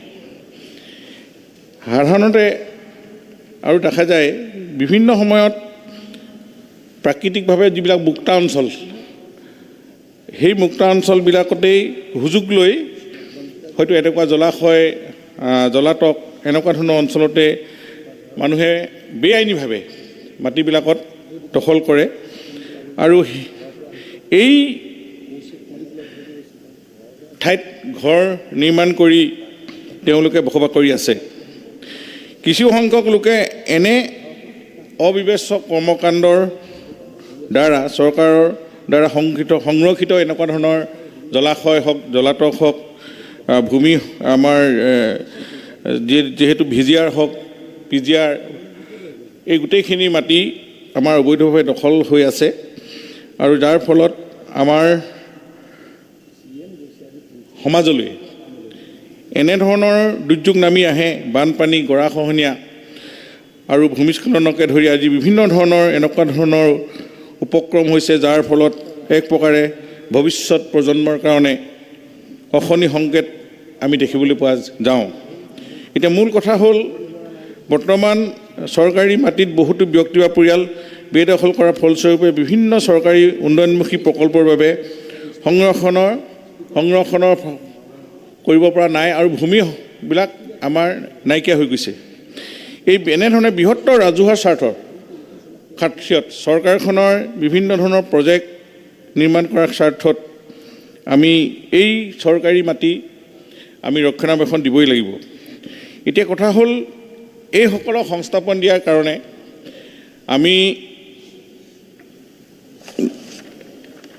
আমি যেনেধৰণে ফৰেষ্ট বনভূমি আমাৰ পিজিআৰ কথা কৈছে, প্ৰটেক্টেড ৰিজাৰ্ভ ফৰেষ্ট, এইটো সম্পূৰ্ণ বন বিভাগৰ কথা। আৰু বন বিভাগৰ যিহেতু ষ্ট্ৰিক্ট তেওঁলোকৰ ৰুলছ আছে, আইন আছে, আইনৰ ভিতৰত প্ৰটেক্টেড তেওঁলোকৰ ৰুলছ আছে, এইখিনি কাৰণে তেখেতসকলে নোৱাৰে। এতিয়া কথা হ'ল, এই প্ৰপ'জ ফৰেষ্ট আমি কেতিয়া কৰোঁ? যেতিয়া ৰেভিনিউ আৰু ফৰেষ্ট জইণ্টলি এখন তাত কমিটি থাকে, জইণ্ট কমিটি থাকে। সেই জইণ্ট কমিটিয়ে এইবিলাক প্ৰপ'জ ৰিজাৰ্ভ ফৰেষ্টলৈ কনভাৰ্ট কৰে। আৰু তাতে আজি এভেকশ্যন হ'বলৈ হ'লে আপোনালোকে জানে যে আপুনি যে ক'লে হঠাতে বাট বিচাৰ নোহোৱাকৈ ৰাতিৰ ভিতৰত, এইটো নহয়। আমি পেপাৰত নিউজ দিয়া হয়, পেপাৰত নিউজ পেপাৰত যায়, নটিফিকেশ্যন যায়, এনাউন্স হয় আগতীয়াকৈ, তাৰপিছতহে এভেকশ্যন হয়। কোনো ধৰণৰ ৰাতিৰ ভিতৰত এইটো নহয়। আৰু এইটো DC চাৰ্কুল অফিচাৰক এইটো সম্পূৰ্ণ কোৰ্টে এইবিলাক তেওঁলোকক আমাৰ পাৱাৰটো দিয়ে, ডেলিগেট কৰা আছে, তেওঁলোকে এইবিলাক কথাত এভেকশ্যনটো কৰিব পাৰে। এতিয়া মুঠৰ ওপৰত কথা হ'ল, আমি অসমত থকা NC ভিলেজবিলাক প্ৰায় 1074খন আছিলে। আমি প্ৰায় 800 ওপৰৰ আমি আমি পলিগন ছাৰ্ভে শেষ হৈছে আৰু প্ৰায় 200ৰ ওপৰত ডিটেইল ছাৰ্ভে হৈ গৈছে। তাৰ সকলো জৰীপ হৈ গৈছে। তাত তেওঁলোকক জিৰ' টেকিং কৰি ফিল্ডত কোন কোনে কিমান পৰা বসবাস কৰি আছে তেওঁলোকক তাৰপিছত তেওঁলোকক পতা দিয়াৰ কাম আৰম্ভ হ'ব পৰ্যায়ক্ৰমে। আমাৰ NC ভিলেজ অসমত আমি এখনো নাইকিয়া কৰিব বিচাৰিছোঁ। আমি নেক্সট এই ফেজটো কণ্টিনিউ হৈ থাকিব। 1074খন NC ভিলেজৰ প্ৰায় 800ৰ ওপৰত আৰু কেইখনমান NC ভিলেজত অলপ বৰ্ডাৰ প্ৰব্লেম আছে। এনেধৰণৰ আপুনি যে ক'লে ফৰেষ্ট আৰু ৰেভিনিউৰ লগত অলপ ক্লেছ আছে, এনেকুৱা ধৰণৰ কাৰণে কেইটাখনমান NC ভিলেজ ছাৰ্ভে হ'ব পৰা নাই। গতিকে এই প্ৰব্লেমটো আমি নাইকিয়া কৰিব লাগিব। তেতিয়া বহু মানুহে ভূমি অধিকাৰ পাব। সেই ভূমি অধিকাৰ পোৱাৰ লগে লগে আমি খুব আন্তৰিকতাৰে কৈছোঁ চৰকাৰে যে আমি পৰ্যায়ক্ৰমেৰে আমি আইন প্ৰণয়ন নীতি নিয়ম কৰি হ'লেও আমি এইবাৰ যেনেকৈ আমি গ্ৰাণ্টত আমি যিসকল আমি মাটি পটা বসুন্ধৰা 2.0 দিছোঁ, আমি যদি চৰকাৰীভাৱে তেওঁলোকক MNP পটা দিয়া আছিল আৰু গভৰ্ণমেণ্টে নিজে তেওঁলোকক সংস্থাপিত কৰিছিল, সেই 2 কেটেগৰীকে আমি পটা দিব পাৰিলোঁ। আমি এইবাৰ আপুনি দেখিব ইয়াত যথেষ্টখিনি তেনেকুৱা মানুহে পাইছে। কিন্তু সেই চাৰ্টিফিকেট ক'ৰবাই দিব পৰা নাই। সেই 2 কেটেগৰীৰ বাদে বাকীসকলক আমি তেওঁলোকক মাটি দিব পৰা নাই। কিন্তু সেইখিনি পৰৱৰ্তী সময়ত আমি এইখিনি নিশ্চয় চৰকাৰে বিবেচনা কৰিব। আৰু আমাৰ যি পলিচি আছে এতিয়া গভৰ্ণমেণ্টৰ, এই পলিচি মতে আমি যেনেকৈ 2019 পলিচিখনটো আপুনি চাব ভালকৈ, 15 যিটো ছেকশ্যন আছে, 15টোত অকল মাটি দিয়াৰ কাৰণে এখন আইন হৈছে, পলিচি হৈছে। আৰু 1886ৰ আমাৰ যিখন আইন আছে, আইনখন আপোনালোকে চাব, সেইখনৰ আপোনালোকে তাতো এই ছেকশ্যন আপুনি চাব 18(2), 18(3) তাত ক্লিয়াৰলি লিখা আছে কথাখিনি। সেইখন 1886 আৰু আমাৰ 2019 পলিচিৰ এই কথাখিনি ক্লিয়াৰলি লিখা আছে যে এই পলিচিখনো অকল ভূমিহীন মানুহক পটা দিয়াৰ লৈয়ে এখন পলিচি ৰচনা হৈছে। মই ভাবিছোঁ এই 2খন আইনৰ আওতালৈ আনি আমি আকৌ যদি ক'ৰবাত অসম চৰকাৰে মাননীয় মুখ্যমন্ত্ৰী মহোদয়ে সেইদিনা কৈ গৈছে যে মাতব্বৰীসকলক আমি যি উচ্ছেদ কৰি আমি তাত আপোনালোকে সহযোগ কৰে, সেই মাটিখিনিও আমি তেওঁলোকক আমি দিব পৰা ব্যৱস্থা আছে। গতিকে এনেধৰণে সকলোৱে যদি সহযোগ কৰে, এই যিসকলৰ এতিয়ালৈকে ডকুমেণ্টছ তেওঁলোকে দি আমি বসুন্ধৰাত পোৱা নাই। বহুতে আইনত লিখাই থাকে যে আমাৰ 3টা প্ৰজন্মৰ 75 বছৰ হ'ব লগা। এতিয়া এই কথাখিনিতো আমি প্ৰিপেয়াৰ কৰা নাই। এইখিনি চেণ্ট্ৰেল গভৰ্ণমেণ্টৰ এখন আইনত আছে। আইনক অমান্য কৰিতো কোনো চৰকাৰে বা কোনো মন্ত্ৰী বা কোনো বিভাগে এনেধৰণে কাম কৰিব নোৱাৰে। গতিকে এইখিনি আমি পৰৱৰ্তী সময়ত যদি এমেণ্ড কৰিবলগীয়া হয়, বিবেচনা কৰিবলগীয়া হয়, নিশ্চয় সদনে এইবিলাক কথা আমি বিবেচনা কৰিম পৰৱৰ্তী সময়ত। আমি বিভাগে আমি বিষয়টো গভীৰভাৱে আমি মুখ্যমন্ত্ৰী ডক্টৰ হিমন্ত বিশ্ব শৰ্মা ডাঙৰীয়াৰ লগত আমি আলোচনা কৰি আছোঁ যে এইসকলক আৰু তেখেতৰ স্পষ্ট সিদিনা বক্তব্যত সদনত দিয়াই বহু কথা উন্মোচিত হৈছে। আৰু আজিৰ তাৰিখতো তেখেতে বিভিন্ন ঠাইত অসমত গৈ এইখিনি খিলঞ্জীয়া মানুহক ভূমিপট্টা দিয়াৰ পৰৱৰ্তী সময়ত কি ব্যৱস্থা ল'ব 3.0ত গোটেই কথাখিনি আপোনালোকে জানিবলৈ পাব। আমি ভাবোঁ আপোনালোক সকলোৱে সহযোগ ৰাখিলে এই বিভাগটোৱে, আমি ভাবিছোঁ যে ভূমি সংক্ৰান্তীয় সকলো দ্বন্দ্ব নাইকিয়া হ'ব লাগে। ভূমি অধিকাৰ, প্ৰাপ্য অধিকাৰ সকলো খিলঞ্জীয়া হওক, ভাৰতীয় মানুহ পাব লাগে। এইখিনি আমাৰ দায়িত্ব। ইয়াত আমি মানৱীয়তাৰ দৃষ্টিভংগীৰে বিবেচনা কৰি আমি পৰৱৰ্তী সময়ত আমি বিভাগে আলোচনা কৰিম। আমি এতিয়া প্ৰিপেৰেশ্যন পিৰিয়ড 3.0 আমি লাঞ্চিং যেতিয়া কৰিম, অলপ সময় লাগিব ইলেকশ্যনৰ পাছত লোকসভাৰ, আমি এতিয়া প্ৰিপেৰেশ্যন কৰি আছোঁ। ক'ত ৰুলছ ফ্ৰেম কৰিব লাগিব, ক'ত ৰুলছ এমেণ্ড কৰিব লাগিব, এক্টত কোনখনৰ কি লিখা আছে, এই গোটেইখিনি ক্ষেত্ৰত আপোনালোকৰ কিবা পৰামৰ্শ থাকিলে জনাব, আমি যাতে বিভাগে কামখিনি ন্যায়কৈ কৰিব পাৰোঁ। ধন্যবাদ। ধন্যবাদ। আপুনি মাননীয় অধ্যক্ষ মহোদয়, আমাৰ মাননীয় মন্ত্ৰী মহোদয়ে মন্ত্ৰী ডাঙৰীয়াই উত্তৰ দিতে এটা কথা কৈছে যে কেইবাটাও আইন আছে। মই এজন আইনৰ ছাত্ৰ হিচাপে স্পষ্টভাৱে ক'ব খোজোঁ, চেণ্ট্ৰেল গভৰ্ণমেণ্টৰ কোনো ৰুলছ বা কোনো আইন নাই যি 3 জেনেৰেশ্যন হ'লে তেখেতসকলে খিলঞ্জীয়া হ'ব। There is a no' clear instruction, ক'তো নাই। খিলঞ্জীয়া সম্পৰ্কে কোনো আইনত কোনো শব্দ নাই, এইটো এটা ভুল কথা হৈছে। ছেকেণ্ড কথা তেখেতে ক'ব বিচাৰে লেণ্ড পলিচি 2019 ইজ এ ল। তেখেতে কৈছে এই আইন মতে land policy 2019 is not a ল। এইটো ল নহয়, ইটছ এ পলিচি। পলিচি আৰু আইনৰ মাজত ডিফাৰেঞ্চ আছে। পলিচি এটাক আইন হিচাপত ইষ্টাব্লিছ কৰাটো পবিত্ৰ সদনৰ মাজত উচিত নহয়, এই কথাটো মই ক'ব বিচাৰিছোঁ। দ্বিতীয় কথাটো হ'ল এই যিটো লেণ্ড দিয়াৰ ব্যৱস্থা কৰিছে, যোৱাকালিও মুখ্যমন্ত্ৰী ডাঙৰীয়াই 33,000 মানুহক লেণ্ড প্ৰদান কৰিছে ধেমাজিত, আমি ভাল পাইছোঁ। কিন্তু আমাৰ দক্ষিণ শালমাৰাত নট এ ছিংগল ফেমিলি,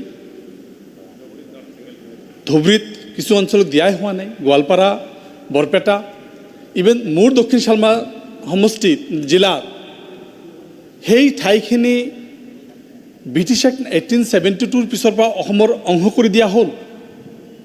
সেই অংশটো অসমৰ অংশ হৈ গ'ল, তাত থকা মানুহখিনি খিলঞ্জীয়া নহ'ল। 1805 চনৰ পৰা আপুনি এতিয়া কি জানিব বিচাৰিছে? এনেকুৱা ভুল ৰিপ্ৰেজেণ্টেটিভ অসম এছেম্বলিত হৈ থাকে। 1872 পৰা অবিভক্ত গোৱালপাৰা জিলা অসমৰ অংশ হ'ল, তাৰ মানুহখিনি খিলঞ্জীয়া নহ'ল, আমাৰ পূৰ্ববিলাক খিলঞ্জীয়াৰ পৰা বাদ পৰি যাব। কেনেকুৱা ধৰণৰ ব্যাখ্যা এইটো? কেনেকুৱা ধৰণৰ এইটো ষ্টেণ্ড? ঠিক আছে, গভৰ্ণমেণ্টৰ পলিচিবিলাকক আপোনালোকে আইন বুলি ক'ব কোনোবাই? আপুনি চেণ্ট্ৰেল গভৰ্ণমেণ্টে যদি আইন বুলি ক্লিয়াৰিফিকেশ্যন বিচাৰে। ঠিক আছে অধ্যক্ষ মহোদয়, মই কৈছোঁ পলিচিটো ষ্টেট গভৰ্ণমেণ্টে লয়, পলিচিত লিখা আছে, সেইকাৰণে পলিচি চেঞ্জ কৰিব লাগে। ন আৰ্গুমেণ্ট, তেতিয়াহ'লে আমি পলিচি চেঞ্জ কৰিব লাগিব। ঠিক আছে, নহয় জানো? পলিচিটোতো গভৰ্ণমেণ্টে লোৱা বস্তু। অলৰেডি পলিচি লৈছে বুলি কৈ আছে। ঠিক আছে, এতিয়া আপুনি সংকল্প প্ৰস্তাৱটো উঠাই ল'ব। মাননীয় অধ্যক্ষ মহোদয়, এই কথাবিলাকৰ এটা স্পষ্ট কথা, এই কথাবিলাক স্পষ্ট কথা হ'ব লাগে। মই এটা স্পষ্ট কথা কৈছোঁ যে government sponsor discrimination is going on in the state. চৰকাৰে ইচ্ছাকৃতভাৱে বিভাজনমুখী ব্যৱস্থা ইয়াত লৈ আছে। Sponsor discrimination is it or not? এইটো ক্লিয়াৰ কৰিব, ক্লিয়াৰ কৰিব লাগে। এইটো তেখেতে ক'লে গভৰ্ণমেণ্টৰ যিটো কৈ আছে পলিচি, তো ক'ব তেখেতে। অনাৰেবল মিনিষ্টাৰ, আপুনিতো কৈ আছে পলিচি। অধ্যক্ষ মহোদয়, মই কৈছোঁ যে এইটো কোনো ধৰণৰ ডিছক্ৰিমিনেট আমি লোৱা নাই। আপুনি যদি চাই শিৱসাগৰ জিলাত 68জন মাইনৰিটি মানুহে ভূমি পট্টা পাইছে, যিটো মই কালি গৈ বিতৰণ কৰিম। কিন্তু আপোনালোকে যিটো ক'ব বিচাৰিছে মই আমুক এখিনি মানুহ আঁতৰাই ৰাখিব বিচাৰিছে বুলি, মেইন সেইটো নহয়। যাৰ যোগ্য যি কাগজ পত্ৰ জমা দিব পাৰিছে, ডকুমেণ্ট ছাবমিট কৰিছে, গভৰ্ণমেণ্ট ছেটিছফাই হৈছে, আমাৰ গাইডলাইনে ছেটিছফাই হৈছে, তেওঁলোকে পাইছে। গতিকে আপুনি এইখিনি বাকী থকাখিনিক এই যে 13 লাখ এম্বেডনৰ আমি 2,29,000 দিলোঁ, বাকীখিনি আমি নেক্সট ফেজত আমি বিবেচনা কৰিম। তেওঁলোকৰ কাৰণে যদি আপুনি উঠাই ল'ব এতিয়া। আপোনাক এই প্ৰস্তাৱটো নহয় জানো আমি আজি সদনত উঠাই ল'বলৈ অনুৰোধ কৰিছোঁ। মাননীয় অধ্যক্ষ মহোদয়, এইখিনি কথাৰ লগতে তেখেতে এটা আশ্বাস দিছে, পবিত্ৰ সদনত পবিত্ৰ হাউচত এটা আশ্বাস দিছে। লগতে মই খালি এই কথাটো ক'ম, চৰৰ যিটো land state share, GDP state শ্বেয়াৰত যিহেতু ইয়াত পাৰ্টিচিপেশ্যন এগ্ৰিকালচাৰ যথেষ্ট কম, আমাৰ 70% মানুহ এগ্ৰিকালচাৰৰ লগত জড়িত। চৰৰ মাটিখিনি যদি অস্থায়ী বন্দোবস্তি কৰিব পৰা যায়, তেখেতসকলে যদি খেতি কৰি পিৰিয়ডিকেল খেতি কৰি যদি ৰেভিনিউ ল'ব পৰা যায়, এই বস্তু এটা আশ্বাস মানে মন্ত্ৰী ডাঙৰীয়াৰ পৰা বিচাৰিছোঁ। আৰু ইমান দীঘল আৰু এইটো এটা আশ্বাস দিয়ক আমাক, এইটো এটা আশ্বাস দিয়ক। চৰৰ মাটিখিনিক মুখ্যমন্ত্ৰী ডাঙৰীয়াই কৈছে, এইটো এটা আশ্বাস দিয়ক যে চৰৰ মানুহক আপুনি উঠাই ল'ব। আপুনি উঠাই লৈছে, ধন্যবাদ। আমি জৰীপ কৰিম এইখিনি ক্ষেত্ৰত, আপোনাৰ জৰীপ কৰিব, জৰীপ কৰি এতিয়া আমি আপুনি উঠাই ল'লে। Thank you. যদি এইটো হৈছে, এই আশ্বাসৰ প্ৰতি আমি আস্থা ৰাখিছোঁ। নিশ্চয় অহা সদনত এই বিষয়টো আৰু আনিব নালাগে, এনেকুৱা এটা আশ্বাস দিছে।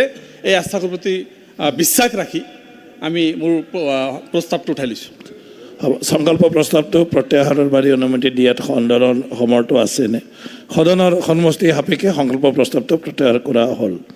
এতিয়া নেক্সট শ্ৰী জাকিৰ হুছেইন সিকদাৰ 5 মিনিটত পাৰিলে শেষ কৰিব। মাননীয় অধ্যক্ষ ডাঙৰীয়া, গুৰুত্বপূৰ্ণ বিষয়ত সংকল্প প্ৰস্তাৱ আগবঢ়োৱাৰ বাবে সুবিধা দিয়াৰ কাৰণে আপোনাক প্ৰথমতে ধন্যবাদ জ্ঞাপন কৰিছোঁ। মোৰ সংকল্প প্ৰস্তাৱ হ'ল অসমৰ 60 বছৰ ঊৰ্ধৰ সকলো কৃষকক পেঞ্চন দিয়া হওক। অধ্যক্ষ ডাঙৰীয়া, অসমৰ মুঠ জনসংখ্যাৰ প্ৰায় 70% লোক কৃষি কৰ্মৰ লগত জড়িত। অসমৰ মুঠ মাটিকালিৰ প্ৰায় 54.11% কৃষিভূমি কাৰ্যত ব্যৱহাৰ কৰা হয়। অধ্যক্ষ ডাঙৰীয়া, কৃষকসকলক আমি অন্নদাতা বুলি সকলোৱে ভাবোঁ, সকলোৱে সন্মান কৰোঁ। সেই অন্নদাতা কৃষকসকলে মাটি চহাই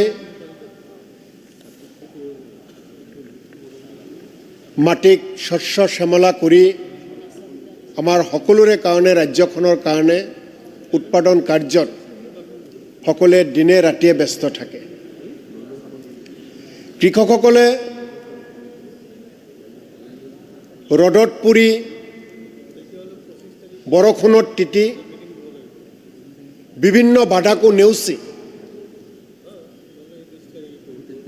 নিজৰ ৰাজ্যখনক স্বাৱলম্বী কৰাৰ লগতে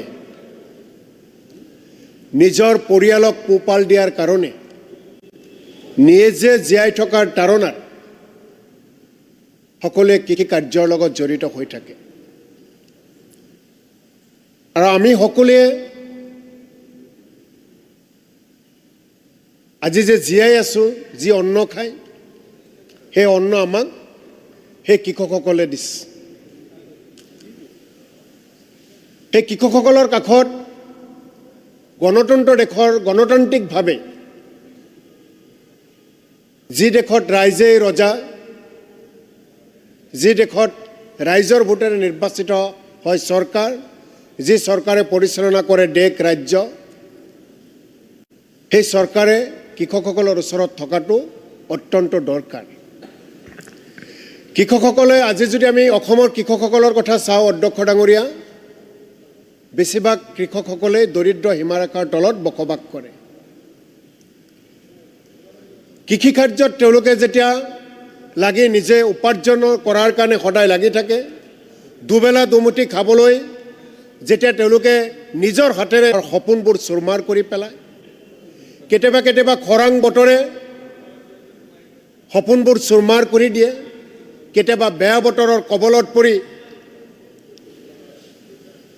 শস্যবোৰ নষ্ট হৈ যায়, কেতিয়াবা কেতিয়াবা বৰষুণৰ অভাৱত কৃষকসকল হাহাকাৰ কৰিব লগা হয়, কেতিয়াবা কেতিয়াবা পোক পৰুৱাই অনিষ্ট কৰি মূৰৰ গাম মাটিত পেলাই যিখিনি ফচলৰ কাৰণে তেওঁলোকে বাৰ চাই থাকে কৃষকসকলে, সেইবিলাকে পোক পৰুৱাই অনিষ্ট কৰে। কৃষকসকলৰ কাষত কেন্দ্ৰীয় চৰকাৰেই হওক বা ৰাজ্য চৰকাৰেই হওক দীঘলীয়া আঁচনিৰ এখন তালিকা লৈ সহায় কৰাৰ কথা কয়। কিন্তু অধ্যক্ষ ডাঙৰীয়া, এই পবিত্ৰ বিধানসভাত আপোনাৰ লগতে প্ৰতিজন মাননীয় সদস্যসকলে বৰ্তমানেই হওক বা পূৰ্বতেই হওক, পূৰ্বপুৰুষসকলে কৃষি কাৰ্যৰ লগত সকলোৱে জড়িত। আপোনাৰো এখন সাক্ষাৎকাৰ চাইছিলোঁ অধ্যক্ষ ডাঙৰীয়া, আপুনিও কৃষি কাৰ্যৰ লগত যে জড়িত নিজেও প্ৰকাশ কৰিছিল। গতিকে কৃষকৰ এই মৰ্ম বেদনা, কৃষকৰ এই অভাৱ অভিযোগ আপুনি মৰ্মে মৰ্মে উপলব্ধি কৰে আৰু আপোনাৰো কৃষকসকলৰ প্ৰতি তেওঁলোকৰ প্ৰতি সহায় সহযোগিতা কৰাৰ কাৰণে এটা মন আপোনাৰ আছে বুলি আমি সকলোৱে জানো। আৰু ইয়াত থকা বৈ থকা শাসক পক্ষই হওক, বিৰোধী পক্ষই হওক, প্ৰতিজন সন্মানীয় বিধায়কসকলৰ, মুখ্যমন্ত্ৰী ডাঙৰীয়াৰ লগতে মন্ত্ৰীসকলৰো কৃষকসকলৰ ওচৰত থকাটো আমাৰ দায়িত্ব আৰু কৰ্তব্যৰ ভিতৰত পৰে। কেন্দ্ৰীয় আৰু ৰাজ্য চৰকাৰৰ এই দীঘলীয়া তালিকা, বিভিন্ন আঁচনিৰ জৰিয়তে কৃষকসকলক যি সহায় কৰিব বিচাৰে, বা যি ৰূপায়ণ হৈ আছে, অধ্যক্ষ ডাঙৰীয়া, নিশ্চিতভাৱে আজিৰ হাউচে স্বীকাৰ কৰিব যে যিসমূহ আঁচনি আহে, যিসমূহ সা সুবিধা আহে, প্ৰকৃত কৃষকৰ কাষত 30% যায়, 70% মধ্যভোগী আৰু বিষয়াসকলৰ কাৰোবাৰ খামখেয়ালিৰ কাৰণে 70% ওপৰৰ পৰাই গুচি যায়। 70% প্ৰকৃত কৃষকসকলৰ কাষত যাবই নোৱাৰে অধ্যক্ষ ডাঙৰীয়া।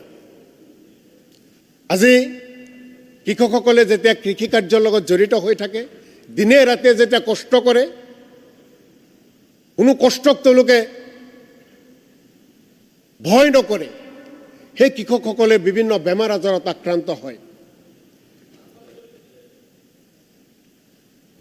অধ্যক্ষ ডাঙৰীয়া, আমি যেনেকৈ কওঁ কুৰিতেই বুঢ়ী, ঠিক তেনেকৈ সেই কৃষকসকলে বিভিন্ন বেমাৰ আজাৰৰ লগত আক্ৰান্ত হৈ উপযুক্ত চিকিৎসাৰ অভাৱত, টকা পইচাৰ অভাৱত, সুচিকিৎসাৰ অভাৱত বহু কৃষকসকলে কম বয়সতে মৃত্যুবৰণ কৰিব লগা হয়, যাৰ লগে লগে সেই পৰিয়াললৈ ঘোৰ আমানস্য নামি আহে, অন্ধকাৰ নামি আহে। বহুত আত্মহত্যা কৰিব লগা হয়। দোকানৰ পৰা বাকী লৈ, মহাজনৰ পৰা টকা লৈ কৃষি কাৰ্যত লগাই দিয়ে, কিন্তু কেতিয়াবা কেতিয়াবা প্ৰাকৃতিক দুৰ্যোগেই হওক, বিভিন্ন কাৰণত তেওঁলোক উপযুক্ত যিখিনি ফচল খেতিৰ পৰা আহিব লাগে সেইখিনি তেওঁলোকে ভঁৰাললৈ আনিব নোৱাৰে, যাৰ কাৰণে তেওঁলোকে ধাৰত পোত গৈ এইখন দেশত, এইখন ৰাজ্যত, আমাৰ ৰাজ্যত বহু কৃষকে আত্মহত্যা কৰিব লগা হয়। দুখেই দুখ তেওঁলোকৰ দুখৰ সমভাগী হ'বলৈ ৰাজ্য চৰকাৰে কৃষকসকলৰ ওচৰত যাব লাগিব। অধ্যক্ষ ডাঙৰীয়া, আজি প্ৰধানমন্ত্ৰীৰ কৃষক সন্মান নিধি আঁচনিৰ জৰিয়তে সমগ্ৰ দেশৰ লগতে অসমতো কৃষকসকলক যিখিনি সন্মান দিয়া গৈছে, তেওঁলোকক যিখিনি অৰ্থ দিয়া গৈছে, বেছিভাগে প্ৰকৃত কৃষকসকলে পোৱাই নাই। যিসকলে কৃষক কাৰ্যৰ লগত জড়িতই নহয়, যিসকলে নাঙলৰ মুঠি কেতিয়াও ধৰি পোৱা নাই, যিসকলৰ ঘৰত নাঙলেই নাই, তেওঁলোকে বেছিভাগ সেই সুবিধা লাভ কৰিছে। সময়ে সময়ে ইয়াৰ দাবী উত্থাপন হৈছে, কিন্তু তাৰ কাৰণে সুবিচাৰ আজিৰ তাৰিখলৈকে কৃষকসকলে পোৱা নাই। কৃষকসকল খেতি পথাৰত থাকিব লাগে, কৰ্মব্যস্ততাত থাকিব লাগে, ৰাতিপুৱা 4 বজাত উঠি খেতিত যাব লাগে, যাৰ কাৰণে তেওঁলোকে অফিচ আদালতৰ অফিচাৰৰ দুৱাৰে দুৱাৰে ঘূৰিব নোৱাৰে। সময়ে সময়ে আমাৰ ওচৰলৈ আহে, জনপ্ৰতিনিধিসকলৰ ওচৰলৈ আহে, আমি কথাবোৰ উত্থাপন কৰোঁ, কিন্তু এতিয়ালৈকে তেওঁলোকক আমি সুবিচাৰ দিব নোৱাৰোঁ। আমাৰ দেশৰ খেতিয়কসকলক, কৃষকসকলক, আমাৰ ৰাজ্যখনৰ কৃষকসকলক অধ্যক্ষ ডাঙৰীয়া আমি সন্মান দিব লাগিব। আমি তেওঁলোকক যিকোনো বিপদ তেওঁলোকে পৰিলে সেই বিপদৰ পৰা উদ্ধাৰ কৰিব লাগিব। গতিকে আপোনাৰ জৰিয়তে, আপুনি যিটো সময়ৰ কথা কৈছে, মই দীঘলীয়া নকৰোঁ, সেই কৃষকসকলক উপযুক্ত সন্মান দিয়াৰ কাৰণে এই ৰাজ্য চৰকাৰে বিভিন্ন আঁচনি কৰিছে। গতিকে আজিৰ সভাত সিদ্ধান্ত হওক, আজিৰ সভাই প্ৰস্তাৱ গ্ৰহণ কৰিব লাগে যে 60ৰ ঊৰ্ধৰ সকলো কৃষকক মাহিলী পেঞ্চন দিয়াৰ ব্যৱস্থা হওক। আৰু প্ৰকৃত কৃষকনো কোন, ৰাজ্য চৰকাৰৰ বা কৃষি বিভাগৰ হাতত এটা তালিকা দিব, কিন্তু সেই তালিকা শুদ্ধ নহয়। এতিয়াও কৃষি বিভাগৰ বিভিন্ন বিষয় অফিচাৰে প্ৰকৃত কৃষকৰ কাষত যায় নাযায়, তেওঁলোকৰ ঘৰলৈ নাযায়, খেতি পথাৰলৈ নাযায়, অফিচত বহি, বজাৰত বহি, কোনোবা মানুহৰ ঘৰত বহি তেওঁলোকে বিভিন্ন তালিকা কৰে, সেই তালিকা শুদ্ধ নহয়। গতিকে প্ৰকৃত কৃষকনো ৰাজ্যখনত কোন কোন, কোনে কোনে কৃষি কাৰ্যত জড়িত হৈ ৰাজ্যখনৰ GDP বৃদ্ধিত সহায় কৰি আছে, সেই কৃষকসকলৰ তালিকা কৰি 60ৰ ঊৰ্ধৰ সকলো কৃষকক তেওঁলোকক পেঞ্চন দিয়াৰ ব্যৱস্থা আজি এই সদনে লওক, তাৰে প্ৰস্তাৱ ৰাখি মোৰ বক্তব্য সামৰিছোঁ। Honourable minister. সন্মানীয় অধ্যক্ষ ডাঙৰীয়া, আমাৰ চৰকাৰে কৃষকসকলৰ উন্নতিৰ কাৰণে যথেষ্ট পদক্ষেপ হাতত লোৱা সকলোৰে পৰিলক্ষিত হৈছে। আৰু ইয়াৰ লগে লগে সন্মানীয় দেশৰ প্ৰধানমন্ত্ৰী নৰেন্দ্ৰ মোদী ডাঙৰীয়াইও কৃষকসকলৰ উন্নতিৰ কাৰণে যথেষ্ট কাম হাতত লৈছে। গতিকে কৃষকসকল হয় আমাৰ অন্নদাতা। অসমৰ 70% ৰাইজ কৃষিজীৱী। গতিকে কৃষকসকলক আমি ন্যায় নিদিয়াকৈ কোনোৱে শাসনত অধিষ্ঠিত হ'ব নোৱাৰোঁ অধ্যক্ষ ডাঙৰীয়া। আৰু কৃষকসকলক ন্যায় দিছোঁ কাৰণেই হয়তো অসমৰ জনসংখ্যাৰ 70% কৃষকে আমাক সমৰ্থন জনোৱাৰ কাৰণে আমি ইয়াতে চৰকাৰ চলাবলৈ সক্ষম হৈছোঁ অধ্যক্ষ ডাঙৰীয়া। সন্মানীয় সদস্যগৰাকীয়ে কৃষকসকলৰ পেঞ্চনৰ কথা কৈছে। তেখেতে হয়তো সন্মানীয় অধ্যক্ষ ডাঙৰীয়া পাহৰি গৈছে, নৰেন্দ্ৰ মোদী ডাঙৰীয়াই ভাৰতবৰ্ষৰ কৃষকসকলক মাহত বছৰত 6,000 কোটি টকা কৃষক সন্মান নিধি ইতিমধ্যে প্ৰদান কৰিছে। মাননীয় অধ্যক্ষ ডাঙৰীয়া, কেন্দ্ৰীয় চৰকাৰে ভাৰতবৰ্ষৰ কৃষকসকলৰ সুবিধাৰ্থে 2.5 লাখ কোটি টকা ইউৰিয়াৰ কাৰণে অকল ছাবচিডি দিয়ে। অধ্যক্ষ ডাঙৰীয়া, অসমত MSP বোলা বস্তুটো কোনো নাজানিছিলে। MSPৰ অসমত আন্দোলনো কেতিয়াও হোৱা নাছিলে, কাৰণ অসমত MSP কোনো গমেই পোৱা নাছিলে। গোটেই দেশত যেতিয়া MSPৰ কাৰণে আন্দোলন হয়, অসমত এই আন্দোলনৰ কোনো প্ৰভাৱ নপৰে, কাৰণ অসমৰ কৃষকে MSP বুলি যে কিবা এটা বস্তু আছে সেই বিষয়ে জ্ঞাত নাছিল। এইখন চৰকাৰে যোৱা 2.5 বছৰত অহৰহ প্ৰচেষ্টা চলাই কৃষকক ধানৰ ক্ষেত্ৰত MSP দিবলৈকে সক্ষম হৈছে, আৰু এইবাৰৰ পৰা আমি সৰিয়হৰ ক্ষেত্ৰতো MSP দিবলৈকে আগবাঢ়িছোঁ। অধ্যক্ষ ডাঙৰীয়া, এতিয়া কালি মই ক'ৰবাত কোনোবা এগৰাকী ব্যক্তিয়ে সন্মানীয় সদস্যই কোৱা শুনিছিলোঁ, এগ্ৰিকালচাৰ যেতিয়া কাটমোচন আছিলে, যে কিমান আমাৰ টাৰ্গেট আছিলে সিমান আমি এচিভ কৰিব পৰা নাই। অধ্যক্ষ ডাঙৰীয়া, হয় আমি টাৰ্গেট এচিভ কৰিব পৰা নাই, কিন্তু আমি অসমৰ প্ৰত্যেকগৰাকী ৰাইজে জানো, যদি ইয়াত থকা প্ৰত্যেকজন সদস্যই আমি স্বীকাৰ কৰোঁ যে আজিৰ পৰা 2 বছৰ আগত অসমৰ গাঁৱত ধানৰ প্ৰতিমোন মূল্য আছিলে মাত্ৰ 450 পৰা 500 টকা, আৰু এতিয়া ধানৰ মূল্য গাঁৱৰ বেপাৰীয়েও 800 পৰা 850 টকা দিবলৈকে বাধ্য। এই কামটো কাৰ কাৰণে হৈছে? হিমন্ত বিশ্ব শৰ্মা ডাঙৰীয়াৰ চৰকাৰৰ কাৰণে এই কামটো অধ্যক্ষ ডাঙৰীয়া হৈছে। অধ্যক্ষ ডাঙৰীয়া, অসমৰ মানুহে খেতি কৰাটো বাদ দি দিছিলে, কাৰণ অসমৰ মানুহে খেতি কিয় নকৰে? খেতিৰ দামেই নাপায়। মই ইতিমধ্যে কৈছোঁ, 1 মোন ধানৰ দাম 500 টকা, 450 টকা, মানে 40 কেজি। অধ্যক্ষ ডাঙৰীয়া, আমি গাঁৱত 40 কেজিক 1 মোন বুলি কওঁ, কিন্তু খৰচ কিমান হৈ যায়? 350 টকা 1 মোনত খৰচ হৈ যায়। গতিকে মানুহে খেতি কৰাটো বন্ধ কৰি দিলে। এতিয়া মানুহে দুগুণ উৎসাহেৰে খেতি কৰিবলৈ আৰম্ভ কৰিছে। কিয়? অসমত এতিয়া ধানৰ মূল্য গড়ে 1 কুইণ্টলত 2200 টকা। আগতে আজিৰ পৰা 7 বছৰ আগলৈকে কিমান টকা আছিল? 1100 টকা আছিল। এতিয়া কিমান টকা হৈ গ'ল? 2200 টকা। গতিকে অধ্যক্ষ ডাঙৰীয়া, আমি চৰকাৰখনে অন্নদাতাসকলৰ কাৰণে যথেষ্ট কৰিছোঁ আৰু কৰিম বুলি আমি সদনত প্ৰতিশ্ৰুতি দিছোঁ। অধ্যক্ষ ডাঙৰীয়া, সন্মানীয় সদস্যগৰাকীয়ে কৈছে যে বেমাৰ হৈ কৃষকসকলৰ অসুবিধা হয়, মৃত্যুমুখত পৰে। অধ্যক্ষ ডাঙৰীয়া, তাৰ কাৰণে আমি যথেষ্ট কৰিছোঁ। প্ৰধানমন্ত্ৰীৰ আয়ুষ্মান ভাৰত, মুখ্যমন্ত্ৰীৰ আয়ুষ্মান অসম, হয়তো 70% কৃষকৰ 70%ই লাভ কৰিছে। মই দৃঢ়তাৰে এই বিধানসভাত অধ্যক্ষ ডাঙৰীয়া ক'ব খুজিছোঁ। গতিকে আমি কি কৰিছোঁ? অধ্যক্ষ ডাঙৰীয়া, 5 লাখ টকালৈকে বিনামূলীয়া ট্ৰিটমেণ্ট কৰিছোঁ। এইবাৰৰ পৰা আমি কি কৰিছোঁ? যোনে যিগৰাকী ব্যক্তিৰ হাতত ৰেচন কাৰ্ড থাকিব তেওঁ কি পাব? মুখ্যমন্ত্ৰীৰ আয়ুষ্মান কাৰ্ড পাব, আৰু পৰিয়ালটোৱে বছৰত 5 লাখ টকালৈকে বিনামূলীয়া ট্ৰিটমেণ্ট পাব। আৰু আকৌ কৈছোঁ অধ্যক্ষ ডাঙৰীয়া, 70% কৃষকৰ 70%ই আয়ুষ্মান কাৰ্ড লাভ কৰিব। অধ্যক্ষ ডাঙৰীয়া, ইঞ্চুৰেঞ্চো কম, মই ইঞ্চুৰেঞ্চৰ কথা আছে। অধ্যক্ষ ডাঙৰীয়া, আমাৰ প্ৰধানমন্ত্ৰী ফচল বীমা যোজনাৰ অধীনত ক্ষতিপূৰণ দিয়ে আমি ব্যৱস্থা কৰিছোঁ। বান, খৰাং, কীট-পতংগৰ আক্ৰমণ, ভূমিস্খলন, প্ৰাকৃতিক কাৰণত লগা জুই, বিজুলী, বাঁহমাৰলি, শিলাবৃষ্টি, ঘূৰ্ণী বতাহ, প্ৰচণ্ড বতাহৰ ফলত আদিৰ ফলত যদি খেতি নষ্ট হয়, তেতিয়াহ'লে আমি প্ৰধানমন্ত্ৰী ফচল বীমা যোজনাৰ জৰিয়তে আমি বীমাকৰণো কৰাৰ ব্যৱস্থা কৰিছোঁ। অধ্যক্ষ ডাঙৰীয়া, অসমত এই বীমা আঁচনিৰ জৰিয়তে অসমত 2022 বৰ্ষত 2,62,644 জন পঞ্জীভুক্ত কৃষকৰ বিপৰীতে 2023 চনত পঞ্জীভুক্ত কৃষক হৈছে 4,31,068 জন। অধ্যক্ষ ডাঙৰীয়া, ফচল বীমা আঁচনিৰ এয়া তালিকাভুক্ত খেতিয়ক। গতিকে অধ্যক্ষ ডাঙৰীয়া, আমি প্ৰত্যেকটো কাম কৰিছোঁ। কৃষকসকলক সন্মান নিধি দিছোঁ 6,000 টকা, ফচল বীমা যোজনা কৰি কৃষকৰ ইঞ্চুৰেঞ্চ কৰিছোঁ। মুখ্যমন্ত্ৰীৰ আয়ুষ্মান অসম, প্ৰধানমন্ত্ৰীৰ আয়ুষ্মান ভাৰতৰ যোগেদি কৃষকসকলক আমি বিনামূলীয়া ট্ৰিটমেণ্ট দিয়াৰ ব্যৱস্থা কৰিছোঁ। অধ্যক্ষ ডাঙৰীয়া, তাৰোপৰি আমি অসমৰ প্ৰায় 55 লাখ পৰিয়ালক বিনামূলীয়াকৈ গাই প্ৰতি 5 কেজিকৈ চাউল দিয়াৰ ব্যৱস্থা কৰিছোঁ। তাতো অধ্যক্ষ ডাঙৰীয়া, 70% কৃষকৰ 70%ই এই আঁচনিৰ আওতালৈকে আহে। গতিকে অধ্যক্ষ ডাঙৰীয়া, আমি যথেষ্ট কাম কৰিছোঁ কৃষকসকলৰ কাৰণে।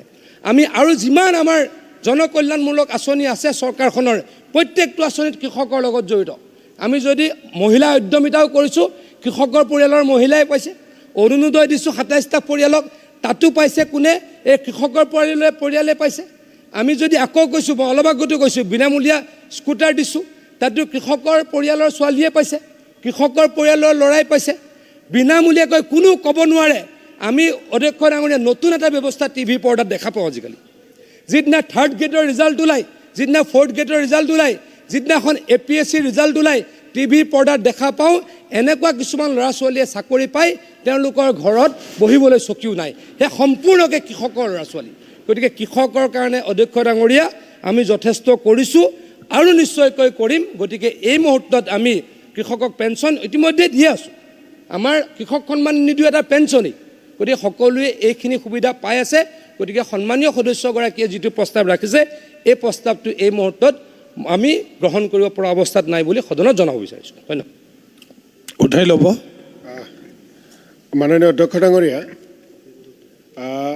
মাননীয় মন্ত্ৰী ডাঙৰীয়াই বিভিন্ন কথাই কৈছে। তেখেতে প্ৰধানমন্ত্ৰী কৃষক সন্মান নিধি আঁচনিৰ কথা কৈছে। কেগৰ প্ৰতিবেদন মতে 12 লাখ ভুৱা কৃষক অসমত আছে। তেওঁলোকে প্ৰধানমন্ত্ৰী কিষাণ সন্মান নিধিৰ আঁচনি ধন লাভ কৰিছে আৰু এই 12 লাখ কৃষকে প্ৰায় 500 কোটি টকাৰ ওপৰত লৈ গৈছে। মাননীয় গুৱাহাটী হাইকোৰ্টে এই টকাখিনি ৰিটাৰ্ণ কৰিবলৈ কৈছিল। তো প্ৰায় 1.5 কোটি টকা মানে ৰিটাৰ্ণ হৈছে, বাকী টকা এতিয়ালৈ উঠোৱা নাই। গতিকে মাননীয় মন্ত্ৰী ডাঙৰীয়াক মই দৃষ্টিগোচৰ কৰিছোঁ। দ্বিতীয় কথা হৈছে যে মই মাননীয় মন্ত্ৰী ডাঙৰীয়াক এই কথাখিনি এইকাৰণেই আজি দৃষ্টি আকৰ্ষণ কৰিছোঁ বা সংকল্প প্ৰস্তাৱ আনিছোঁ যে আমি এটা সময়ত শিশুৰ পৰা আৰম্ভ কৰি আমাৰ এটা বয়স যোৱাৰ লগে লগে আমাৰ শক্তি কমি আহে। আমি চৰকাৰীভাৱে 60 বছৰৰ পিছত অৱসৰ দিয়া হয়। গতিকে কৃষকসকলে যেতিয়া 60ৰ দেওনা পাৰ কৰিব, তেতিয়া 60 বছৰৰ পিছত তেওঁলোকে 60 বছৰৰ আগৰ যেনেকৈ তেওঁলোকে কাম কাজ কৰে, পথাৰত যেনেকৈ যায়, কৃষি কাৰ্যৰ লগত থাকে, তেওঁলোকে কৰিব নোৱাৰে। সেই সময়খিনিত যেতিয়া তেওঁলোকে বাৰ্ধক্য জীৱনত সোমায়, সেই সময়খিনিত কৃষকসকলৰ ওচৰত চৰকাৰ থাকিব লাগে, যাৰ কাৰণে পেঞ্চন দিয়াৰ ব্যৱস্থাৰ কথা কৈছিলোঁ। গতিকে মাননীয় মন্ত্ৰী ডাঙৰীয়াই বিবেচনা কৰিব বুলি আশা ৰাখি মই উঠাই ল'লোঁ। ধন্যবাদ। নালাগে আৰু ক'ব আৰু ডাটা দি দিওঁ। অধ্যক্ষ ডাঙৰীয়া, মোৰ এটা ডাটা দিবলৈকে থাকি গ'ল। অসমৰ বৰ্তমান 12.16 লাখ কৃষকে প্ৰায় 487 কোটি টকা 15তম কিস্তিত লাভ কৰিছে অলপতে। অসমৰ 12,16,000 কৃষকে অলপতে 487 কোটি টকা লাভ কৰিছে আৰু 16তম কিস্তিত, নেক্সট যিটো কিস্তিত অধ্যক্ষ ডাঙৰীয়া 15.54 লাখ কৃষকে ইয়াৰ সুবিধা লাভ কৰিব। মানে এই 15তম কিস্তিতকৈ 3 লাখতকৈও বেছি কৃষকে এই কিস্তি লাভ কৰিব। অধ্যক্ষ ডাঙৰীয়া, অসমত আৰু স্কোপ আছে, অসমত আৰু স্কোপ আছে আৰু প্ৰত্যেক কিস্তিত বাঢ়ি কৃষকৰ সংখ্যা গৈ আছে। গতিকে অসমত কৃষক সন্মান নিধিৰ প্ৰত্যেক বছৰে বাঢ়ি গৈ থাকিব। ধন্যবাদ। সংকল্প প্ৰস্তাৱটো প্ৰত্যাহাৰৰ বাবে অনুমতি দিয়াত সদনৰ সমৰ্থন আছেনে?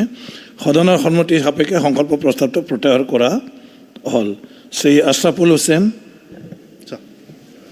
মাননীয় অধ্যক্ষ মহোদয়, সদনৰ মজিয়াত এটি সংকল্প প্ৰস্তাৱ আনিছোঁ। এই প্ৰস্তাৱটো হৈছে ৰাজ্যৰ মাজেৰে বৈ গৈছে সুবিশাল ব্ৰহ্মপুত্ৰ নদী। এই নৈয়ে ভৌগোলিকভাৱে বিচ্ছিন্নতাৰ সৃষ্টি কৰাৰ লগতে পথ যাতায়াতৰ ক্ষেত্ৰত অসুবিধাৰ সৃষ্টিও কৰিছে। দেখা গৈছে যে ৰাজ্যত ব্ৰহ্মপুত্ৰৰ ওপৰত কেইবাখনো দলং নিৰ্মাণ কৰা হৈছে আৰু একাধিক দলং নিৰ্মীয়মান অৱস্থাত আছে। নামনি অসমৰ জালুকবাৰী আমিনগাঁৱত এখন দলং থকাৰ সমান্তৰালভাৱে গোৱালপাৰা আৰু বঙাইগাঁও জিলা সীমান্ত পঞ্চৰত্ন দলংখন আছে। ইয়াৰ মাজত কামৰূপ জিলা আৰু বৰপেটা জিলা সংলগ্ন কৰি এখন দলং খুবেই প্ৰয়োজন। যদিও বৰ্তমানলৈ চৰকাৰে তেনে পদক্ষেপ লোৱা পৰিলক্ষিত হোৱা নাই। অন্যহাতে বৰপেটা জিলাত কেইবাখনো গাঁও পঞ্চায়ত ব্ৰহ্মপুত্ৰ নদীৰ দক্ষিণ পাৰত থকা বাবেও যাতায়াতৰ সুব্যৱস্থা নথকা হেতুকে প্ৰশাসনিক কাম কাজৰ ক্ষেত্ৰতো অসুবিধাৰ সন্মুখীন হোৱাটো তেনেই স্বাভাৱিক। ব্ৰহ্মপুত্ৰৰ ওপৰত বৰপেটা জিলাত এখন তেনে দলঙৰ ব্যৱস্থা কৰিলে কামৰূপ জিলাৰ সৈতে বৰপেটা চহৰৰ মূল যাতায়াতত দূৰত্ব যথেষ্ট চমু হোৱাৰ লগতে গোৱালপাৰা জিলা আৰু নিকটৱৰ্তী মেঘালয় ৰাজ্যৰ সৈতেও যাতায়াতৰ ব্যৱস্থা খোলা হৈ গ'লে নতুন অৰ্থনৈতিক দিগন্তৰ সূচনা হোৱাটো নিশ্চিত। গতিকে এই সদনে বৰপেটা জিলাত বিশেষভাৱে বৰপেটা জিলাৰ ডংৰা আৰু খলাবান্ধা হৈ নগৰপাৰালৈকে যদি এখন দলঙৰ ব্যৱস্থা কৰে তেনেহ'লে নিশ্চিতভাৱে বৰপেটা জিলাৰ লগতে নলবাৰী জিলা হওক কামৰূপ জিলা হওক ইত্যাদি অঞ্চলৰ মানুহে উপকৃত হ'ব।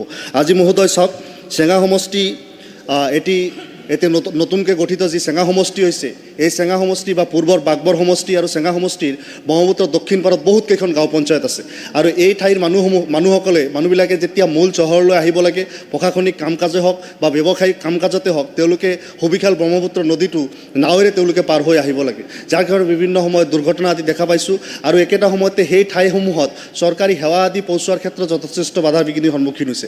আজি যি ঠাইসমূহত শিক্ষকসকলে যাব নিবিচাৰে, ডাক্তৰসকল যাব নিবিচাৰে, সেই ঠাইত যদি এটা দলং 3.5 কিলোমিটাৰ 4 কিলোমিটাৰ দলং হ'লে আমাৰ ব্ৰহ্মপুত্ৰৰ ইপাৰ সিপাৰ আৰু প্ৰায় 70-80 কিলোমিটাৰৰ ভিতৰত এখনো দলং নাই। আজি গুৱাহাটীৰ নিকটৱৰ্তী অঞ্চলসমূহত আমিনগাঁৱত বা উত্তৰ গুৱাহাটীৰ লগত সংলগ্ন ফেঁচী বজাৰৰ কাষত এখন দলং হৈছে, আমি ভাল পাইছোঁ। ইয়াতে এখন ব্ৰহ্মপুত্ৰৰ ওপৰত 2খন দলং থকাৰ পিছত আৰু এখন কৰক, ভাল পাম। আৰু পলাশবাৰীতো হৈ আছে, কিন্তু গুৱাহাটী কেন্দ্ৰিক উন্নয়নসমূহ যদি আৰু অকণমান নামনিলৈ যদি নামি যায় আমাৰ কাৰণে যথেষ্টখিনি সুবিধা। এতিয়া বৰপেটা জিলাৰ যিখিনি চৰাঞ্চলৰ অঞ্চল আছে সেই অঞ্চলসমূহত কৃষিজাত সামগ্ৰী কি ধৰণে উৎপাদন কৰে আপোনালোকে জানে।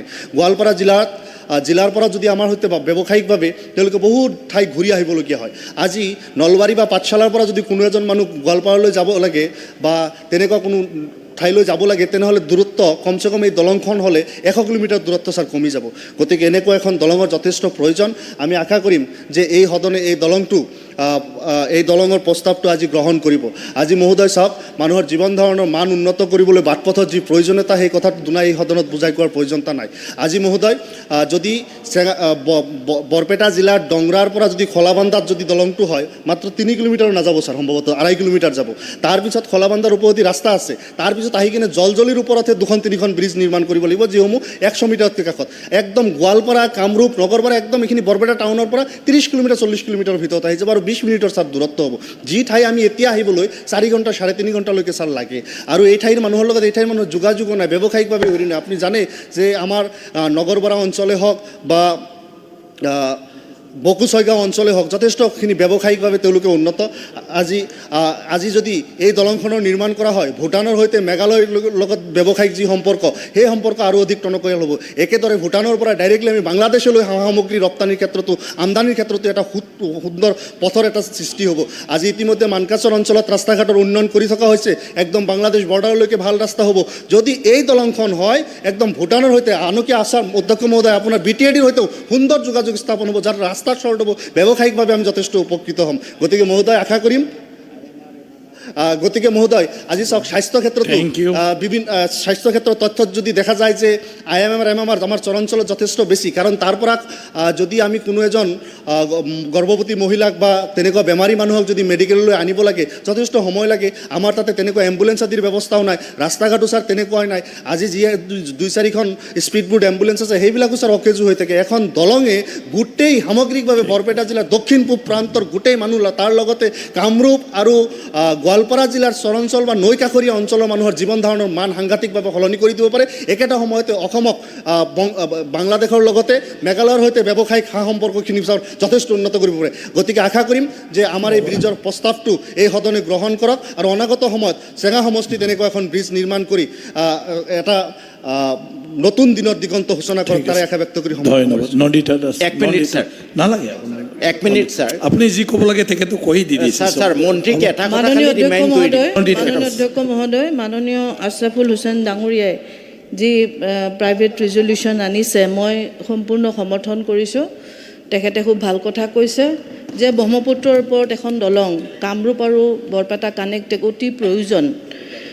মাননীয় অধ্যক্ষ মহোদয় তেওঁ যিখিনি কথা কৈছে মই সকলোখিনি কথা সমৰ্থন কৰিছোঁ।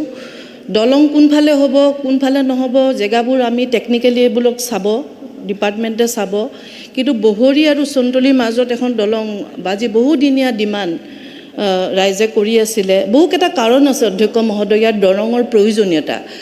আজি কামৰূপ জিলাৰ যি চৰ চাপৰি অঞ্চল, চন্তলী অঞ্চল, টোপামৰি অঞ্চলত কেইবাখনো কলেজ আছে।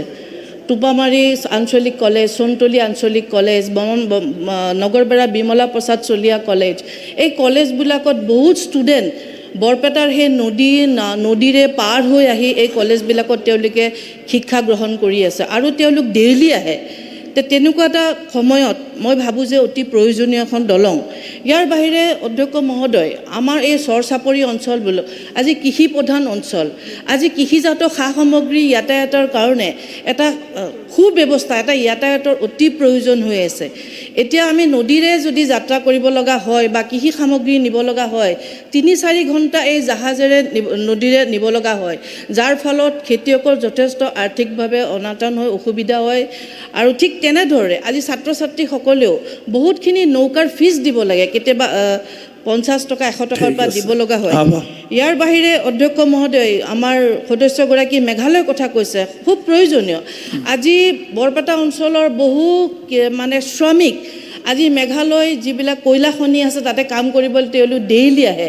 তেনেধৰণৰ যদি আমি বিবেচনা কৰোঁ, তেতিয়াহ'লে যেনেকৈ ব্ৰহ্মপুত্ৰৰ ওপৰত কিছু দলং অলৰেডি গভৰ্ণমেণ্টে নিৰ্মাণ কৰিছে, ঠিক তেনেদৰে অতি প্ৰয়োজনীয় চনতলি বহৰী দলংখন যাতে নিৰ্মাণ কৰাৰ কাৰণে চৰকাৰে যাতে আমাৰ এই প্ৰস্তাৱ গ্ৰহণ কৰে, এইটো মই আপোনাৰ জৰিয়তে বিভাগক অনুৰোধ জনাওঁ। মাননীয় অধ্যক্ষ মহোদয়, মই এটা কথা মন্ত্ৰী মহোদয়ক অকল দলঙৰ নামটো কওক। হয়, ইয়াৰ আগতে মই এইখন দলঙে বামনডঙৰা টু নগৰবেৰা আনিছিলোঁ আৰু মন্ত্ৰী মহোদয়ে এই একেটা ইছ্যুতে উত্তৰ দিছিলে যে মাননীয় মুখ্যমন্ত্ৰী মহোদয়ে তেখেতক কিবা এটা মানে পজিটিভ ৰেছপন্স দি গৈছে আৰু তেখেতে সদনত জনাইছিলে যে মুখ্যমন্ত্ৰী মহোদয়ৰ নিৰ্দেশক্ৰমে জনাইছোঁ যে এইটোৰ বিষয়ত ভাল এটা ব্যৱস্থা লোৱা হ'ব। মাননীয় অধ্যক্ষ মহোদয়, আমি সকলোৱে সমৰ্থন কৰিছোঁ, এই প্ৰস্তাৱৰ সকলোৱে সমৰ্থন কৰিছোঁ। মাননীয় অধ্যক্ষ ডাঙৰীয়া, আশ্ৰাফুল হুছেইন ডাঙৰীয়াই যি সংকল্প প্ৰস্তাৱ আনিছে, বৰপেটা জিলাত ব্ৰহ্মপুত্ৰৰ ওপৰত এখন দলং হ'ব লাগে, তাক সমৰ্থন জনাই মই মাত্ৰ এষাৰ কথা ক'ব বিচাৰিছোঁ। এই দলং হোৱাৰ লগে লগে সেই অঞ্চলৰ মানুহখিনি যথেষ্ট অসুবিধাৰ পৰা তেওঁলোকে সুবিধালৈ আহিব আৰু তাত দলংখন হোৱাৰ লগে লগে কৃষিজাত সামগ্ৰীৰ লগে লগে সেই অঞ্চলখনত অৰ্থনৈতিক যথেষ্ট টনকিয়াল হ'ব, যাৰ জৰিয়তে ৰাজ্যখনৰ GDPও ভাল হ'ব। গতিকে এই দলঙৰ কাৰণে যথেষ্ট অসুবিধা ভোগ কৰি আছে। গতিকে মাননীয় মন্ত্ৰী ডাঙৰীয়া, অসম চৰকাৰে ইয়াৰ ক্ষেত্ৰত বিহিত ব্যৱস্থা ল'ব লাগে। থেংক ইউ মন্ত্ৰী ডাঙৰীয়া। সন্মানীয় অধ্যক্ষ ডাঙৰীয়া, মাননীয় বিধায়ক আশ্ৰাফুল হুছেইন ডাঙৰীয়াৰ লগতে কেইবাগৰাকী বিধায়কে ব্ৰহ্মপুত্ৰ নদীৰ ওপৰত কামৰূপ আৰু বৰপেটা জিলাৰ মাজত এখন দলং নিৰ্মাণৰ কাৰণে প্ৰস্তাৱ ৰাখিছে। সন্মানীয় অধ্যক্ষ ডাঙৰীয়া, এইটো কথা সত্য যে যদি দলং এখন হয়, কামৰূপ আৰু বৰপেটা জিলাৰ মাজত যোগাযোগৰ বহুখিনি উন্নত হ'ব। ইতিমধ্যে লোক নিৰ্মাণ পথ বিভাগে ৰাজ্যৰ ৰোড নেটৱৰ্ক সম্প্ৰসাৰণৰ বাবে প্ৰস্তুত কৰা ৰোড নেটৱৰ্ক মাষ্টাৰ প্লেনত বৰপেটা জিলাৰ গৰলা গাঁও উত্তৰ পাৰৰ পৰা কামৰূপ জিলাৰ নিটাৰ খোলা দক্ষিণ পাৰলৈ এখন দলঙৰ স্থান উল্লেখ কৰি ইয়াৰ প্ৰাৰম্ভিক তথ্য সংগ্ৰহ কৰিছে। কিন্তু দলংখন নিৰ্মাণৰ বাবে এতিয়াও অধ্যক্ষ ডাঙৰীয়া সিদ্ধান্ত ল'ব পৰা হোৱা নাই। অতি খৰতকীয়াকৈ সিদ্ধান্ত লোৱাতকৈ বৰ্তমান চলি থকা গুৱাহাটী উত্তৰ গুৱাহাটী সংযোগী দলংখন সমাপ্ত হোৱাৰ পাছত আৰু অলপতে আৰম্ভ কৰা পলাশবাৰী আৰু শুৱালকুছি দলংখনৰ কাম কিছু আগবঢ়াৰ পাছত প্ৰকল্পটো হাতত ল'লে উক্ত দলং দুখনৰ অভিজ্ঞতা বেছি ভালকৈ কামত লগাব পৰা যাব বুলি বিভাগে অনুভৱ কৰে। সন্মানীয় অধ্যক্ষ ডাঙৰীয়া, এই দলংসমূহ নিৰ্মাণ কাৰ্যৰ অভিজ্ঞতাৰ পৰা দেখা গৈছে যে ব্ৰহ্মপুত্ৰ নৈৰ ওপৰত দলং নিৰ্মাণ এটা অতি প্ৰত্যাহ্বানমূলক কাম। তদুপৰি এনে দলঙৰ ক্ষেত্ৰত ভূমি অধিগ্ৰহণৰ প্ৰয়োজনীয়তা, পৰিৱেশ অনুকূলতা, নৈৰ বুকুৰ আৰু তলৰ মাটিৰ গুণাগুণ, ব্যয় ইত্যাদি দিশ চালি জাৰি চোৱাৰ প্ৰয়োজন হয় আৰু সামাজিক আৰু পৰিৱেশ সম্বন্ধীয় সমীক্ষা, জলবিদ্যা অধ্যয়ন ইত্যাদি কৰিবলগীয়া হয়। ৰাষ্ট্ৰীয় ঘাইপথ সংযোগী দলঙৰ কোনো পৰিকল্পনা কেন্দ্ৰীয় চৰকাৰৰ লগত আছে নেকি আৰু ৰেলপথ সংযোগী দলঙৰ কোনো পৰিকল্পনা ৰেল বিভাগৰ আছে নেকি, সেয়াও অধ্যক্ষ ডাঙৰীয়া বিচাৰ্যৰ বিষয়।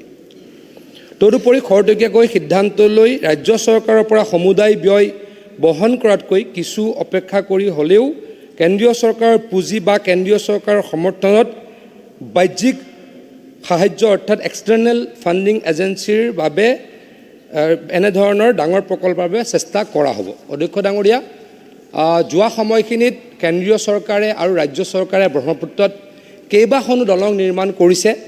আমি সকলোৱে ইতিমধ্যে জানো যে আমাৰ উত্তৰ গুৱাহাটী আৰু ফাঁচী বজাৰৰ মাজত দলং নিৰ্মাণ সম্পূৰ্ণ হোৱাৰ পথত। শুৱালকুছি আৰু পলাশবাৰী দলং ইতিমধ্যে আৰম্ভ হৈছে। মুখ্যমন্ত্ৰী ডাঙৰীয়াই সিদিনা এই বিধানসভাতে ঘোষণা কৰিছে যে আমাৰ নাৰেংগী আৰু কুৰুৰৰ মাজত দলং এখন আৰম্ভ হ'ব। গুৱাহাটীত শৰাইঘাটত তৃতীয়খন দলং ৰেলযুক্ত দলং অতি সোনকালে আৰম্ভ হোৱাৰ কথা। মুখ্যমন্ত্ৰী ডাঙৰীয়াই ইতিমধ্যে এই সদনতে ঘোষণা কৰিছে যে আমাৰ মৰিগাঁও জিলা আৰু আমাৰ ঢেকীয়াজুলি বা দৰং জিলা শোণিতপুৰ জিলাক সামৰি এখন দলং নিৰ্মাণৰ কথা ভবা হৈছে। আৰু আমাৰ গহপুৰ আৰু নুমলীগড়ৰ মাজত ব্ৰহ্মপুত্ৰ নদীত এটা সুৰংগ অসমত নহয় ভাৰতবৰ্ষত প্ৰথমবাৰৰ কাৰণে 7 কিলোমিটাৰ দৈৰ্ঘ্যৰ কৰিবলৈকে ইতিমধ্যে ব্যৱস্থা কৰা হৈছে। ধুবুৰী ফুলবাৰী দলঙৰ নিৰ্মাণ কাৰ্য চলি আছে, আমি এই বিষয়ে জানো। কিন্তু আপোনালোকে হাঁহি খিকিন্দালি কৰিব নালাগে। যদি উত্তৰটো শুনালে বহি থাকোঁ মই, আপোনালোকে যদি উত্তৰটো নালাগে মই বহি থাকোঁ। হাঁহি খিকিন্দালি কিয় কৰি আছে? উত্তৰ দি আছোঁ, আপোনালোকে প্ৰশ্ন কৰে হাঁহি খিকিন্দালি কৰি আছে। সেইটো কাৰণে উত্তৰ শুনিবলৈ যদি নাই আপোনালোক যাওক গৈ বিধানসভা আমি চেছ কৰি দিওঁ।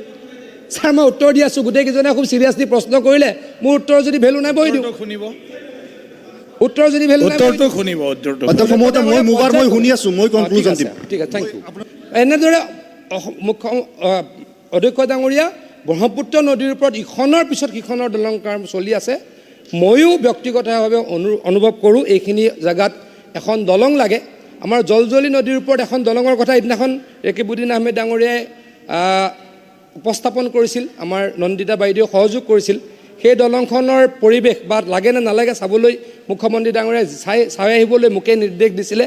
অতি সোনকালে সেইটো চাবলৈকে মই বিধায়ক দুগৰাকীক লৈ যাবলৈকে চেষ্টা কৰিম। যদি আপোনালোকক দলে মোৰ লগত যাবলৈ আদেশ দিয়ে, আপোনালোকৰ আকৌ আমাৰ লগত দিয়াৰ আদেশ নিদিয়ে মাজে মাজে, নিশ্চয় দিব। সহযোগিতা আছে চৰকাৰৰ লগত উন্নয়নমূলক কাম। আহমেদ ডাঙৰীয়া নন্দিতা দাস ডাঙৰীয়ানীক লগত লৈ জলজলি নদীৰ ওপৰত আমি ব্ৰিজ হ'ব লাগে নালাগে, কেতিয়া হ'ব, কেনেকৈ হ'ব, এই বিষয়ে চাবলৈ যাম। আৰু এই দলংখনৰ যাতে পৰৱৰ্তী সময়ত হয়, আমি খুব চিৰিয়াছলি এই তেখেতলোকৰ যি প্ৰস্তাৱটো গ্ৰহণ কৰিম। প্ৰস্তাৱটো মই ভোটত নহয় কিন্তু আন্তৰিকতাৰে গ্ৰহণ কৰিম বুলি মই প্ৰতিশ্ৰুতি দিছোঁ। ধন্যবাদ। জলজলিৰ ওপৰত এখন বাগমাৰা চিমলিতলা এখন ব্ৰিজ লাগে। অলৰেডি আগতে সদনত উত্থাপন কৰিছিলোঁ। 250 কিলোমিটাৰ ৰাস্তা হৈছে, কিন্তু এই জলজলি বাগমাৰা চিমলিতলা ব্ৰিজটো নোহোৱাৰ কাৰণে কানেক্টিভিটিটো হোৱা নাই। মই মাননীয় মুখ্যমন্ত্ৰী মহোদয়কো জনাইছোঁ, আপুনি কাইণ্ডলি এইটো অলপ মোৰ ফালৰ পৰা চেয়াৰমেনক ছাপোৰ্ট কৰিছোঁ। ধন্যবাদ। মহোদয়, এই মন্ত্ৰী মহোদয়ৰ অতি আন্তৰিকতা সহকাৰে উত্তৰত আমি তেখেতক ধন্যবাদ দিছোঁ আৰু আশা কৰিম যে এইটো যিমান সোনকালে বাস্তৱায়িত কৰিব পৰা যাব সিমান বেছি ভাল লাগিব।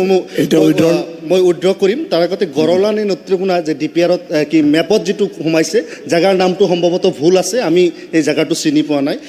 বাকী জলজলিৰ ওপৰত দলঙলৈ যাওঁতে আমাকো মাতিব লাগিব, তাৰ আমিও ষ্টেক হোল্ডাৰ, কাৰণ জেগা সমষ্টি তাৰ ভিতৰতে সোমাই আছে।